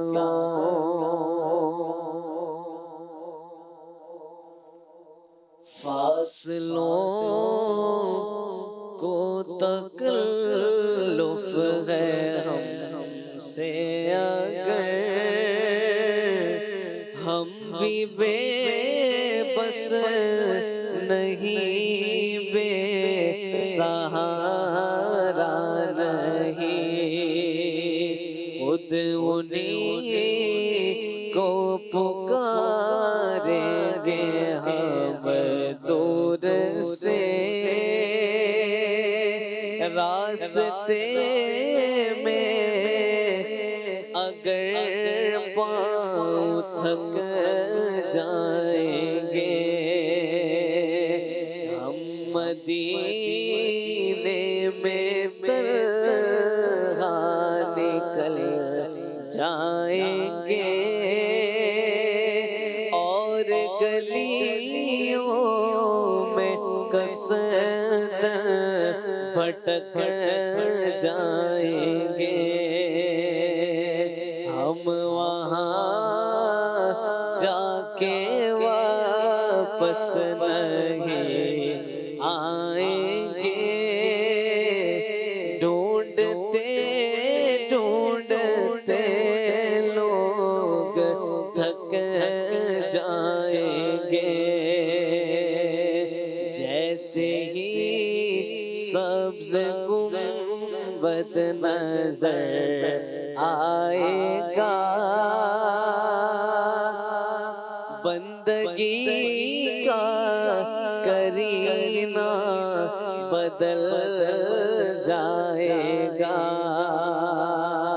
فاصلوں کو تکلف ہے ہم سے اگر، ہم بھی بے بس نہیں، بے سہارا نہیں، جدھر دیکھو جدھر دیکھو مدینے کا حرم ہو، جدھر دیکھو مدینے کا حرم ہو، کرم ایسا کرم ایسا کرم ایسا شہنشاہ ہے امم ہو، جدھر دیکھو کہاں سرکار دولت مانگتا ہوں میرے آقا، کہاں سرکار دولت مانگتا ہوں، مدینے کا عطا مجھ کو تو غم ہو، جدھر دیکھو مدینے کا حرم ہو، جدھر دیکھو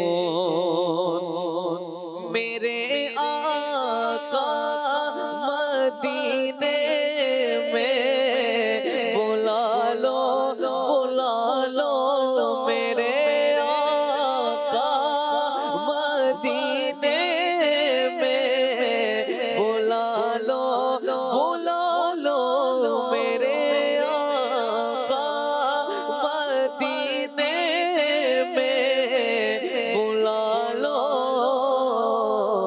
کرم اب یا رسول اللہ، کرم اب یا رسول محتشم ہو، جدھر دیکھو میرا سینہ مدینہ تم بنا دو بنا دو، میرا سینہ مدینہ تم بنا دو، مدینہ مدینہ ہمارا مدینہ، ہمیں جانو دل سے ہے پیارا مدینہ، سبحانہ سبحانہ دلارا مدینہ، سبحانہ سبحانہ دلارا مدینہ، ہر عاشق کی آنکھوں کا تارا مدینہ، کہاں کو روتا ہے جنت کی خاطر، کہاں کو روتا ہے جنت کی خاطر، رلاتی ہے عاشق کو یاد مدینہ مدینہ مدینہ مدینہ مدینہ، میرا سینہ مدینہ تم بنا دو،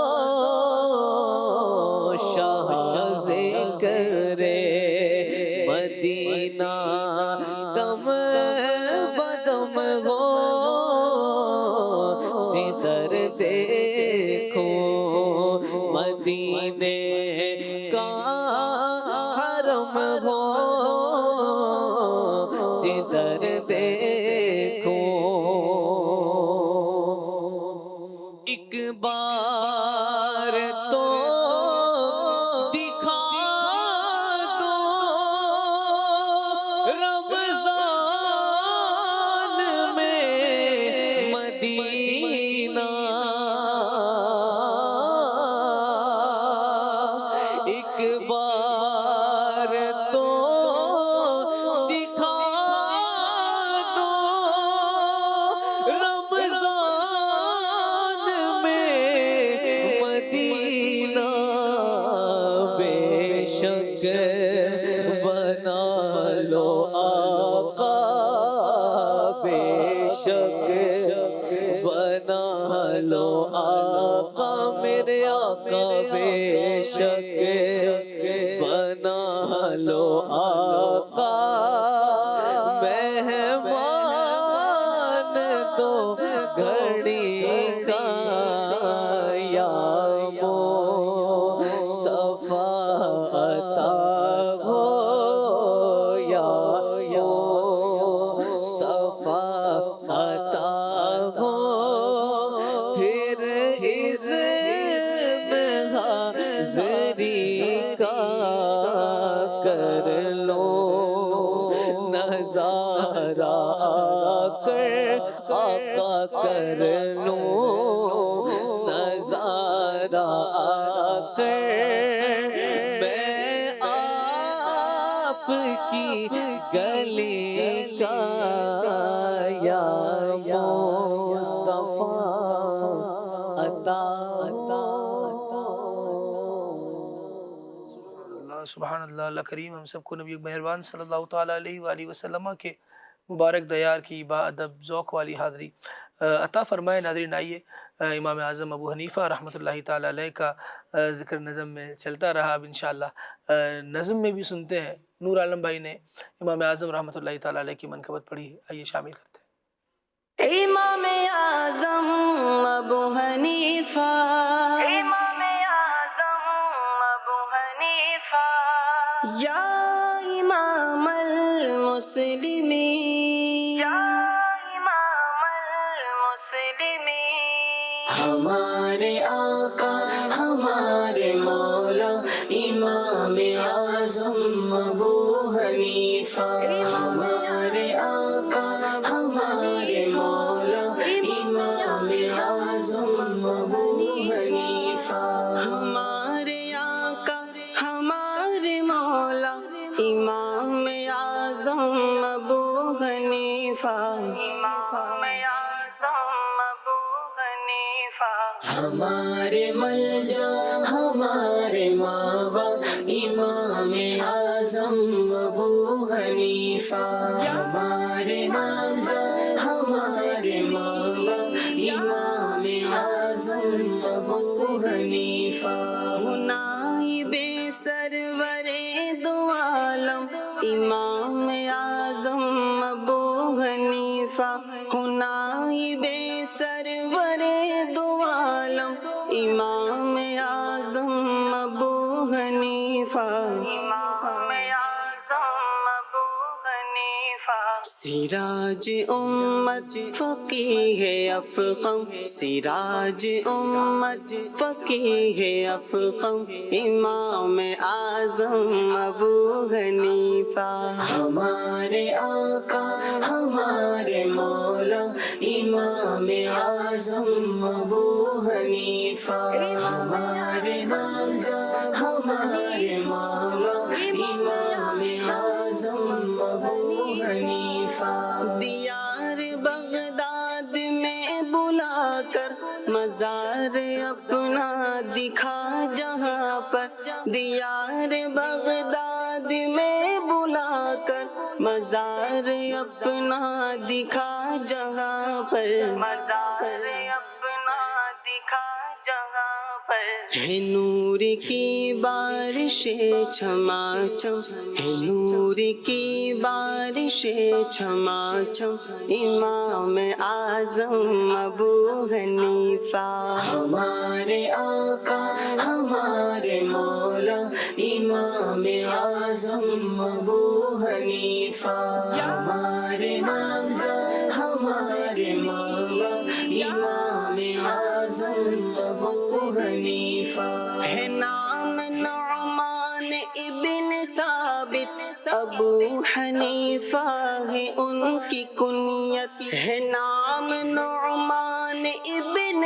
ثابت ابو حنیفہ ہے ان کی کنیت ابو حنیفہ ہے ان کی کنیت پکارتا ہے یہ کہہ کے عالم پکارتا ہے یہ کہہ کے عالم امام اعظم ابو حنیفہ ہمارے آقا ہمارے مولا امام اعظم ابو حنیفہ ہمارے نامزد ہمارے مولا امام اعظم ابو حنیفہ تمہارے دربار کا گدا ہوں مسائل عشق مصطفیٰ ہوں تمہارے دربار کا گدا ہوں مسائل عشق مصطفیٰ ہوں مسائل عشق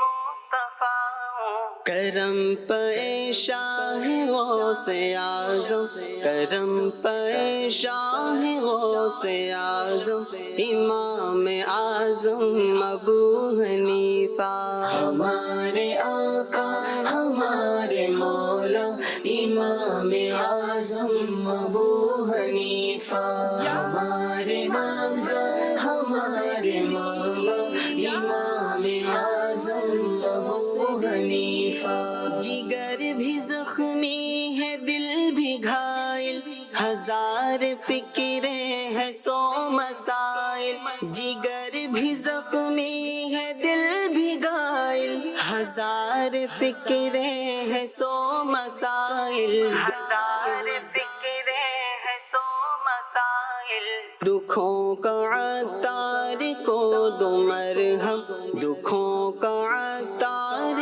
کو دو مرہم امام اعظم ابو حنیفہ ہمارے آقا ہمارے مولا امام اعظم ابو حنیفہ ہمارے نامزد ہمارے مولا امام اعظم ابو حنیفہ سبحان اللہ امام اعظم ابو حنیفہ رحمۃ اللہ علیہ آئیے جانتے ہیں کہ ابو حنیفہ امام اعظم رحمۃ اللہ تعالیٰ علیہ کو کیوں کہا جاتا ہے، یہ آپ کی کنیت کیوں ہے؟ جی حضور حنیف سے ہے، اور جس کا مطلب یہ ہے کہ برائی چھوڑ کر اچھائی کی طرف مائل ہو جانا، یا پھر جو ہے باطل مذاہب کو چھوڑ کر جو ہے وہ دین اسلام کی طرف آ جانا اور پھر اس پر مستقیم ہو جانا۔ تو حضرت امام اعظم ابو حنیفہ رحمۃ اللہ علیہ کی کوئی بیٹی حنیفہ نام کی نہیں تھی۔ ویسے کنیت عام طور پر جو ہے وہ بچہ یا بچی کی نسبت سے ہی ہوتی ہے، تو لیکن جو ہے وہ بعض لوگ یوں بھی کہہ دیتے ہیں کہ حنیفہ جو ہے وہ آپ کی بیٹی تھیں، اچھا، لیکن تاریخ میں کوئی کسی آپ کی بیٹی کا یوں تذکرہ نہیں ملتا، بلکہ جو ہے وہ آپ کے بیٹے تھے حماد، جن کا ذکر خیر بھی ہو گیا۔ تو آپ کو اس لیے کہا جاتا ہے کہ آپ جو ہے وہ یکسو ہو گئے تھے عبادت میں، علم میں، تو اس لیے جو ہے وہ آپ کا یہ بالکل اپنے آپ کو وقف کر دینا علم کے لیے، عمل کے لیے اور دین اسلام پر مستقیم ہو جانا، اس وجہ سے۔ اچھا، پھر عمل جو ہے وہ آپ کا ہم نے ذکر کیا کہ کس طرح کھڑے ہو کر آپ جو ہے وہ عبادت کیا کرتے تھے، کہ کوفہ والے کہا کرتے تھے کہ یہ کوئی ستون ہے آپ کے گھر کا، لیکن وہ تو امام اعظم ابو حنیفہ رحمۃ اللہ علیہ تھے کہ ساری ساری رات کھڑے ہو کر عبادت کیا کرتے، تلاوت کیا کرتے تھے۔ سب ایسے تو دیکھا جاتا ہے لوگ تھک جاتے ہیں، مطلب جو پڑھنے پڑھانے والا ہے وہ پڑھنے پڑھانے میں تھک جاتا ہے، جو جیسا رمضان انشاءاللہ ان قریب آیا ہی چاہتے ہیں تو 20 رکعت تراویح پڑھنے کے بعد تو بس ہو جاتی ہے، تو یہ ساری رات والا قیام کیسے نصیب ہو جاتا ہے؟ دیکھیں، یہ تھک جانا ویسے تو انسانی جسم کا ایک خاصہ ہے کہ تھکاوٹ تو ہوتی ہے، لیکن جس کام میں آدمی کو لطف و سرور ملتا ہے اور جسے آپ مزہ کہتے ہیں، جس کام میں مزہ آتا ہے، تو اس میں جو ہے تھکاوٹ بھی وہ نہیں لگتی۔ اگر جو ہے وہ ویسے تو ہم لوگوں کو ہم تھوڑی سی عبادت کرتے ہیں تھک جاتے ہیں، تو اللہ پاک نے ان بزرگوں کی عبادت کے اندر ان کا سرور رکھ دیا تھا. جس طرح ہمیں اپنے دوستوں کی محفل میں بیٹھتے ہوئے سرور آتا ہے, ہم بات چیت کرتے ہیں, اچھا گھر والوں کے ساتھ بیٹھتے ہیں, خاندان والوں کے ساتھ بیٹھتے ہیں, یا پھر جو ہے وہ کھانے پینے کے بعد شوقین ہوتے ہیں, وہ اچھے اچھے جو جگہوں پر جا کر جو ہے وہ گھنٹوں لگا دیتے ہیں, یعنی پہلے سفر کر کے جا رہے ہیں, جو فلاں جگہ جانا ہے, وہاں جا کر کھانا کھانا ہے, پھر جو ہے وہ ہزاروں روپے بھی دیتے ہیں. پہلے تو کھڑے رہتے ہیں, پارکنگ ڈھونڈتے ہیں, پھر کھڑے رہتے ہیں کہ کب نمبر آئے گا, کب بیٹھیں گے, کب آرڈر ہوگا, پھر وہ بن کر آئے گا, تو پھر جا کے بڑے جتن کے بعد. ایسا کیوں ہے؟ ان کو لطف و سرور آتا ہے نا.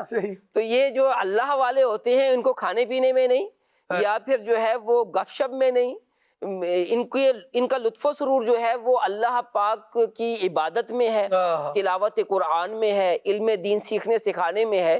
تو ان کا سرور انہی چیزوں میں رکھ دیا گیا تھا, تو اس لیے جو ہے یہ اپنی عبادت میں مصروف رہا کرتے تھے. اور اللہ پاک نے پھر جو ہے وہ رتبہ بھی کیسا عطا فرمایا, شرف قبولیت ایسا ملا. اچھا, امام اعظم ابو حنیفہ رحمۃ اللہ علیہ کی زندگی پر یوں تو ایک چھوٹے سے پروگرام میں ساری گفتگو نہیں ہو سکتی. ایک واقعہ جو ہے وہ آپ کے تقوی کے حوالے سے عرض کرتا ہوں کہ ایک غصب شدہ کسی کی بکری تھی جس کو ایک آدمی نے جو غصب کر لیا, قبضہ کر لیا اس پر, اور وہ بکری جو ہے وہ کوفے کی دیگر بکریوں کے اندر شامل ہو گئی, یعنی گم ہو گئی. تو امام صاحب نے پوچھا کہ ایک بکری کی عمر کتنی ہوتی ہے, عام طور پر طبیعی عمر کتنی ہوتی ہے؟ تو بتایا گیا کہ 7 سال جو ہے وہ عام طور پر یہ زندگی گزارتی ہے بکری. تو آپ نے 7 سال تک جو ہے وہ بکری کا گوشت نہیں کھایا. یعنی یہ آپ کا تقویٰ تھا کہ کہیں ایسا نہ ہو کہ وہ غصب کی جو بکری ہے وہ کہیں جو ہے وہ کوئی کسائی ذبح نہ کرے اور پھر جو ہے وہ گوشت مجھ تک نہ پہنچ جائے, کیسی بعید ہے. لیکن آپ کا تقویٰ یہ تھا کہ آپ جو ہے وہ آپ نے 7 سال تک جو ہے وہ بکری کا گوشت نہیں کھایا. یعنی کیسا تقویٰ و پرہیزگاری تھی, کھانے پینے میں کتنی احتیاط تھی. تو اس سے یہ سبق بھی ملتا ہے کہ ہمیں بھی کھانے پینے میں احتیاط کرنی چاہیے کہ کیا کھانا ہے کیا نہیں کھانا. ایک تو یہ ہے کہ اپنے جسم کے مطابق کہ ہمیں جو ہے وہ کیا کھانا چاہیے. ابھی کل ہی بات ہو رہی تھی ایک عزیزہ کے ساتھ جو جن سے میں بات کر سکتا ہوں, تو ان سے میں کہہ رہا تھا کہ آپ کے کھانے کا جو تھا نا وقت, اب وہ گزر گیا ہے, اب پرہیز والا کھانا کھانا ہے, کیا کھانا ہے کیا نہیں کھانا.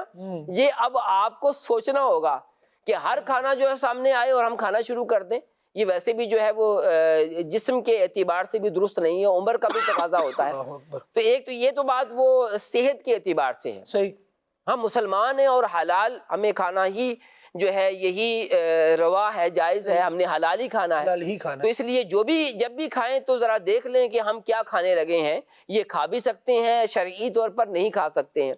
اچھا, دوسری بات جو ہے وہ عرض کروں گا کہ آپ جو ہے وہ غریبوں کی اور یتیموں کی اور جو بالخصوص طلباء کی آپ مالی طور پر بھی خدمت کیا کرتے. امام یوسف رحمۃ اللہ علیہ غریب گھرانے سے تعلق رکھتے تھے, اور آپ جو ہے وہ دھوبی کا کام جو ہے وہ آپ کے والدہ نے آپ کو دھوبی کا کام سیکھنے کے لیے لگا دیا. تو آپ ایک دن جو ہے وہ دھوبی کا کام سیکھنے کے لیے جا رہے تھے, دیکھا امام اعظم ابو حنیفہ رحمۃ اللہ علیہ طلباء کو پڑھا رہے ہیں. آپ بھی تھوڑا رک گئے کہ کیا ہو رہا ہے, یعنی کیا پڑھا رہے ہیں. تو آپ کو بڑا لطف و سرور آیا اور آپ نے پھر جو ہے وہ امام صاحب کی وہاں پر خدمت میں حاضر ہو کر آپ نے پڑھنا شروع کر دیا. ایک دن ماں نے پوچھا کہ کہاں ابھی کیسا کام سیکھ رہے ہو؟ تو انہوں نے کہا میں اب تو کام نہیں سیکھ رہا, میں تو امام صاحب کے پاس جاتا ہوں اور وہاں میں علم دین حاصل کر رہا ہوں. تو ماں نے کہا ہم غریب لوگ ہیں, تم دھوبی کا کام سیکھ جاتے تو کچھ جو ہے وہ ہماری آمدن شروع ہو جاتی, میں جو ہے وہ لوگوں کے کام کر کے جو ہے اپنا گزر بسر کرتی ہوں. تو آپ نے فرمایا نہیں, مجھے تو علم حاصل کرنا ہے. یعنی ایسا آپ کو شوق ہو گیا. یہ جو ہے وہ امام صاحب کے پاس آئی اور کہنے لگی کہ یہ میرا بیٹا جو ہے وہ آپ کے پاس آتا ہے اور یہ کام سیکھ رہا, ہنر سیکھ رہا تھا, ہم غریب لوگ ہیں. تو آپ نے فرمایا کہ بی بی آپ فکر نہیں کریں, اسے پڑھنے دیں, ایک وقت آئے گا کہ یہ بادشاہ کے دسترخوان پر بیٹھ کر جو ہے وہ بہترین فلودہ اور باداموں سے بنا ہوا دیسی گھی کا حلوہ کھائے گا. یہ جیسے یہ بات سنی تو وہ غصے میں آ گئی, کہنے لگے کہ حضرت کیا ہو گیا, دماغ ٹھیک ہے آپ کا کہ آپ ہمیں سوکھی روٹی کھانے کو نہیں ملتی بعض دفعہ, اور آپ جو ہے وہ بہترین فلودے کی بات کر رہے ہیں, دیسی گھی سے بنے ہوئے جو ہے وہ حلوے کی بات کر رہے ہیں, آپ کیسی بات کر رہے ہیں؟ تو آپ نے کہا کہ بی بی آپ فکر نہیں کریں, آپ کے گھر کی کفالت جو ہے وہ میرے ذمے ہے. اچھا پھر جو ہے وہ آپ ان کو جو ہے وہ رقم عطا کر دیا کرتے تھے. امام ابو یوسف رحمۃ اللہ علیہ نے ایک بات فرمائی کہ آپ کی فراست وہ یہ تھی کہ جب کچھ رقم دیتے اور جب وہ رقم ابھی ختم نہیں ہوتی تھی آپ پھر رقم دے دیا کرتے تھے. یعنی کبھی ایسے نہیں ہوا کہ مجھے کبھی تقاضا کرنا پڑا ہو کہ حضور اب ہماری رقم ختم ہو گئی ہے آپ ہمیں دے دیں. بغیر تقاضے کے جو ہے وہ آپ ہمیں جو ہے وہ ہمارے گھر کا جو خرچ ہے وہ دے دیا کرتے تھے. اور آپ فرماتے ہیں کہ 20 سال تک جو ہے وہ کفالت کی میری اور میرے گھر والوں کی. اور پھر آپ جب شکریہ ادا کرتے کہ استاد صاحب آپ کا بہت بہت شکریہ, آپ نے جو ہے وہ آپ مہربانی فرماتے ہیں, تو آپ زبردست جواب دیا کرتے تھے. آپ فرماتے تھے کہ یہ اللہ پاک نے رزق عطا فرمایا ہے, اللہ پاک کا شکر ادا کرو, میرا کیوں شکر ادا کر رہے ہو. یعنی کیسی زبردست تربیت ہے کہ اللہ پاک کا شکر ادا کرو. اور جو ہے وہ یوں آپ کی کفالت کا پھر رزلٹ کیا ملا کہ امام ابو یوسف رحمۃ اللہ علیہ پھر جو ہیں وہ بہت بڑے عالم اور فقیہ بنے, اور سلطنت عباسیہ کے اندر پھر قاضی القضاء چیف جسٹس بن گئے. اور آپ کی برکت سے جو ہے وہ لوگوں کو رہنمائی بھی ملی, اور الحمدللہ عز و جل فقہ حنفی کے مطابق جو ہے وہ ملک کا سلطنت کا نظام بھی چلتا تھا. اتنی جو ہے وہ پھر آپ نے خدمت دینی اثر انجام دی. سبحان اللہ سبحان اللہ. مدنی چینل کے ناظرین, اگر اس طرح کے طلباء جو واقعی علم دین کا جذبہ رکھتے ہیں, شوق رکھتے ہیں, ذوق رکھتے ہیں, ہم دیکھ رہے ہوتے ہیں کہ مطلب ہمارے علاقوں میں بھی کوئی طالب علم ہوتا ہے, وہ مسجد سے سب چلے جاتے ہیں لیکن ایک بندہ بیٹھ کر پڑھ رہا ہوتا ہے. کبھی نظر آتا ہے اس طرح کا, کبھی ایسا منظر نظر آتا ہے کہ جامعات کی طرف, جامعۃ المدینہ کی طرف ہم دیکھتے ہیں کہ طلباء جا رہے ہیں, آ رہے ہیں, آنے جانے میں پریشانی ہے. کوئی مطلب جو افراد ہوتے ہیں نا اسٹرگل کرتے ہوئے, وہ لوگوں کو نظر آ جاتے ہیں, ان کی اسٹرگل نظر آ جاتی ہے. تو الحمدللہ دنیا میں ہم اس طرح کے افراد بھی دیکھتے ہیں کہ وہ پھر ان کو اسپانسر کرتے ہیں, ان کے پڑھنے لکھنے کا خرچ اٹھاتے ہیں. بلکہ الحمدللہ ایسے افراد موجود ہیں, اور دعوت اسلامی کے جو جامعات المدینہ ہے, مدارس المدینہ ہے, ان کی ایک تعداد ہے جو کسی نے اس لیے اپنی جگہ کو ڈونیٹ کیا استاذ کہ یہاں پر جامعۃ المدینہ بن جائے, کیونکہ ہمارے علاقے کے بچوں کو بہت زیادہ دور جانا پڑتا ہے. ہمارے علاقے کے لوگوں کو مدرسہ پڑھنے کے لیے, قرآن مجید کی تعلیم حاصل کرنے کے لیے اتنا فاصلہ طے کرنا پڑتا ہے. یہ بیچارے کیسے مشکل سے گزرتے ہوں گے. تو کسی نے وہ درد دل کے ساتھ جگہ ہی وقف کر دی. کسی نے بھائی بچوں کے کھانے کا کیا انتظام ہوتا ہے تو ان کے لیے کچھ کھانے کے انتظام کر دیے. سردی آ گئی تو جناب کچھ بستروں وغیرہ کا انتظام کر دیے. لوگ مختلف انداز سے ماشاءاللہ اپنا کنٹریبیوشن کر ہی رہے ہوتے ہیں. اور الحمدللہ ہم اس منظر کو بھی دیکھتے ہیں, یہ بلکہ مناظر دیکھتے ہیں کہ ان اداروں سے پڑھنے والے افراد کس طرح سے پھر دین کی خدمت کر رہے ہوتے ہیں, نیکی کی دعوت دے رہے ہوتے ہیں, لوگوں کو اسلام کی دعوت دے کر دین اسلام کی طرف لا رہے ہوتے ہیں. اور مدنی چینل کی اسکرین پر آپ اس کے مختلف مناظر دیکھتے ہی رہتے ہوں گے. بلکہ میں چاہوں گا یہاں پر ایک اور تذکرہ کروں. ناظرین, دعوت اسلامی کی مدنی خبریں دیکھیں, اگر اس کو کچھ روٹین میں شامل کریں, آپ کو پتہ چلے گا کہ ڈیلی بیسس پر دعوت اسلامی کے مبلغین کیا ایکٹیویٹیز کر رہے ہیں, اور نیکی کی دعوت دینے کے لیے کیا کیا کام کیے جا رہے ہیں, کس طرح مختلف اداروں میں جایا جا رہا ہے. طلباء خود ماشاءاللہ پڑھ رہے ہیں. یہ دیکھیں گے تو آپ یقین کیجئے آنکھیں ٹھنڈی ہوں گی کہ جنہوں نے اپنا تعاون کیا, اپنا حصہ ملایا, تو ایک بڑی تعداد ہے طلباء کی کہ الحمدللہ ان اداروں میں پڑھ رہی ہے اور فیضان علم دین سے مستفید ہو رہی ہے. اللہ تبارک و تعالی ہمیں علم دین کے فیضان کو حاصل کرنے کی بھی توفیق عطا فرمائے, اور اس کے لیے جو خدمت ہم سے بن پڑے ہم وہ بھی کرنے والے بن جائیں. یہ نبی پاک علیہ الصلوۃ والسلام کا دین ہے, اور اس کی مدد یوں بھی ہم کر سکتے ہیں کہ دین سیکھنے والوں کے لیے وہ جو اسٹرگل ہے, وہ جو کوشش ہے, وہ جو مشکل ہے, اس کو آسان کر دیا جائے. اللہ تبارک و تعالی امام اعظم ابو حنیفہ حضرت نعمان بن ثابت رضی اللہ تعالی عنہ کے صدقے ہمیں علم بھی عطا فرمائے, اور ہمیں اس پر عمل کرنے کی بھی سعادت اور توفیق عطا فرمائے. سلسلہ پیش کرنے میں کوئی غلطی کوتاہی ہو گئی ہو تو رب العالمین جل وعلا کے حضور توبہ کرتے ہیں اور مجلس کے اختتام کی دعا پڑھتے ہیں. سبحانک اللہم و بحمدک اشہد ان لا الہ الا انت استغفرک و اتوب الیک. صلاۃ والسلام شامل کرتے ہیں. صلاة سلام على المصطفى صلاة سلام على المصطفى لكل ظلم هو شمس ضحا اندھیرے چھٹے روشنی ہو گئی اندھیرے چھٹے روشنی ہو گئی عطا ہی عطا زندگی ہو گئی بڑی معتبر بندگی ہو گئی بڑی معتبر بندگی ہو گئی جو دل آپ کی یاد میں کھو گیا جو دل آپ کی یاد میں کھو گیا صلاۃ و سلام علی مصطفیٰ لکل ظلم هو شمس ضحا گناہ گار ہے ہاں گناہ گار ہے سیاہ کار ہے ہاں سیاہ کار ہے خطا کار ہے ہاں خطا کار ہے خطا کار ہے ہاں خطا کار ہے کرم کیجیے ہم پہ یا مصطفیٰ کرم کیجیے ہم پہ یا مصطفیٰ صلاۃ و سلام علی مصطفیٰ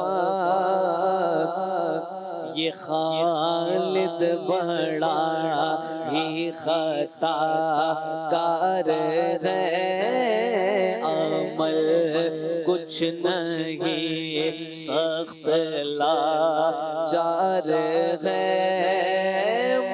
مقابل قیامت میں مجدار ہے مقابل قیامت کی مجدار ہے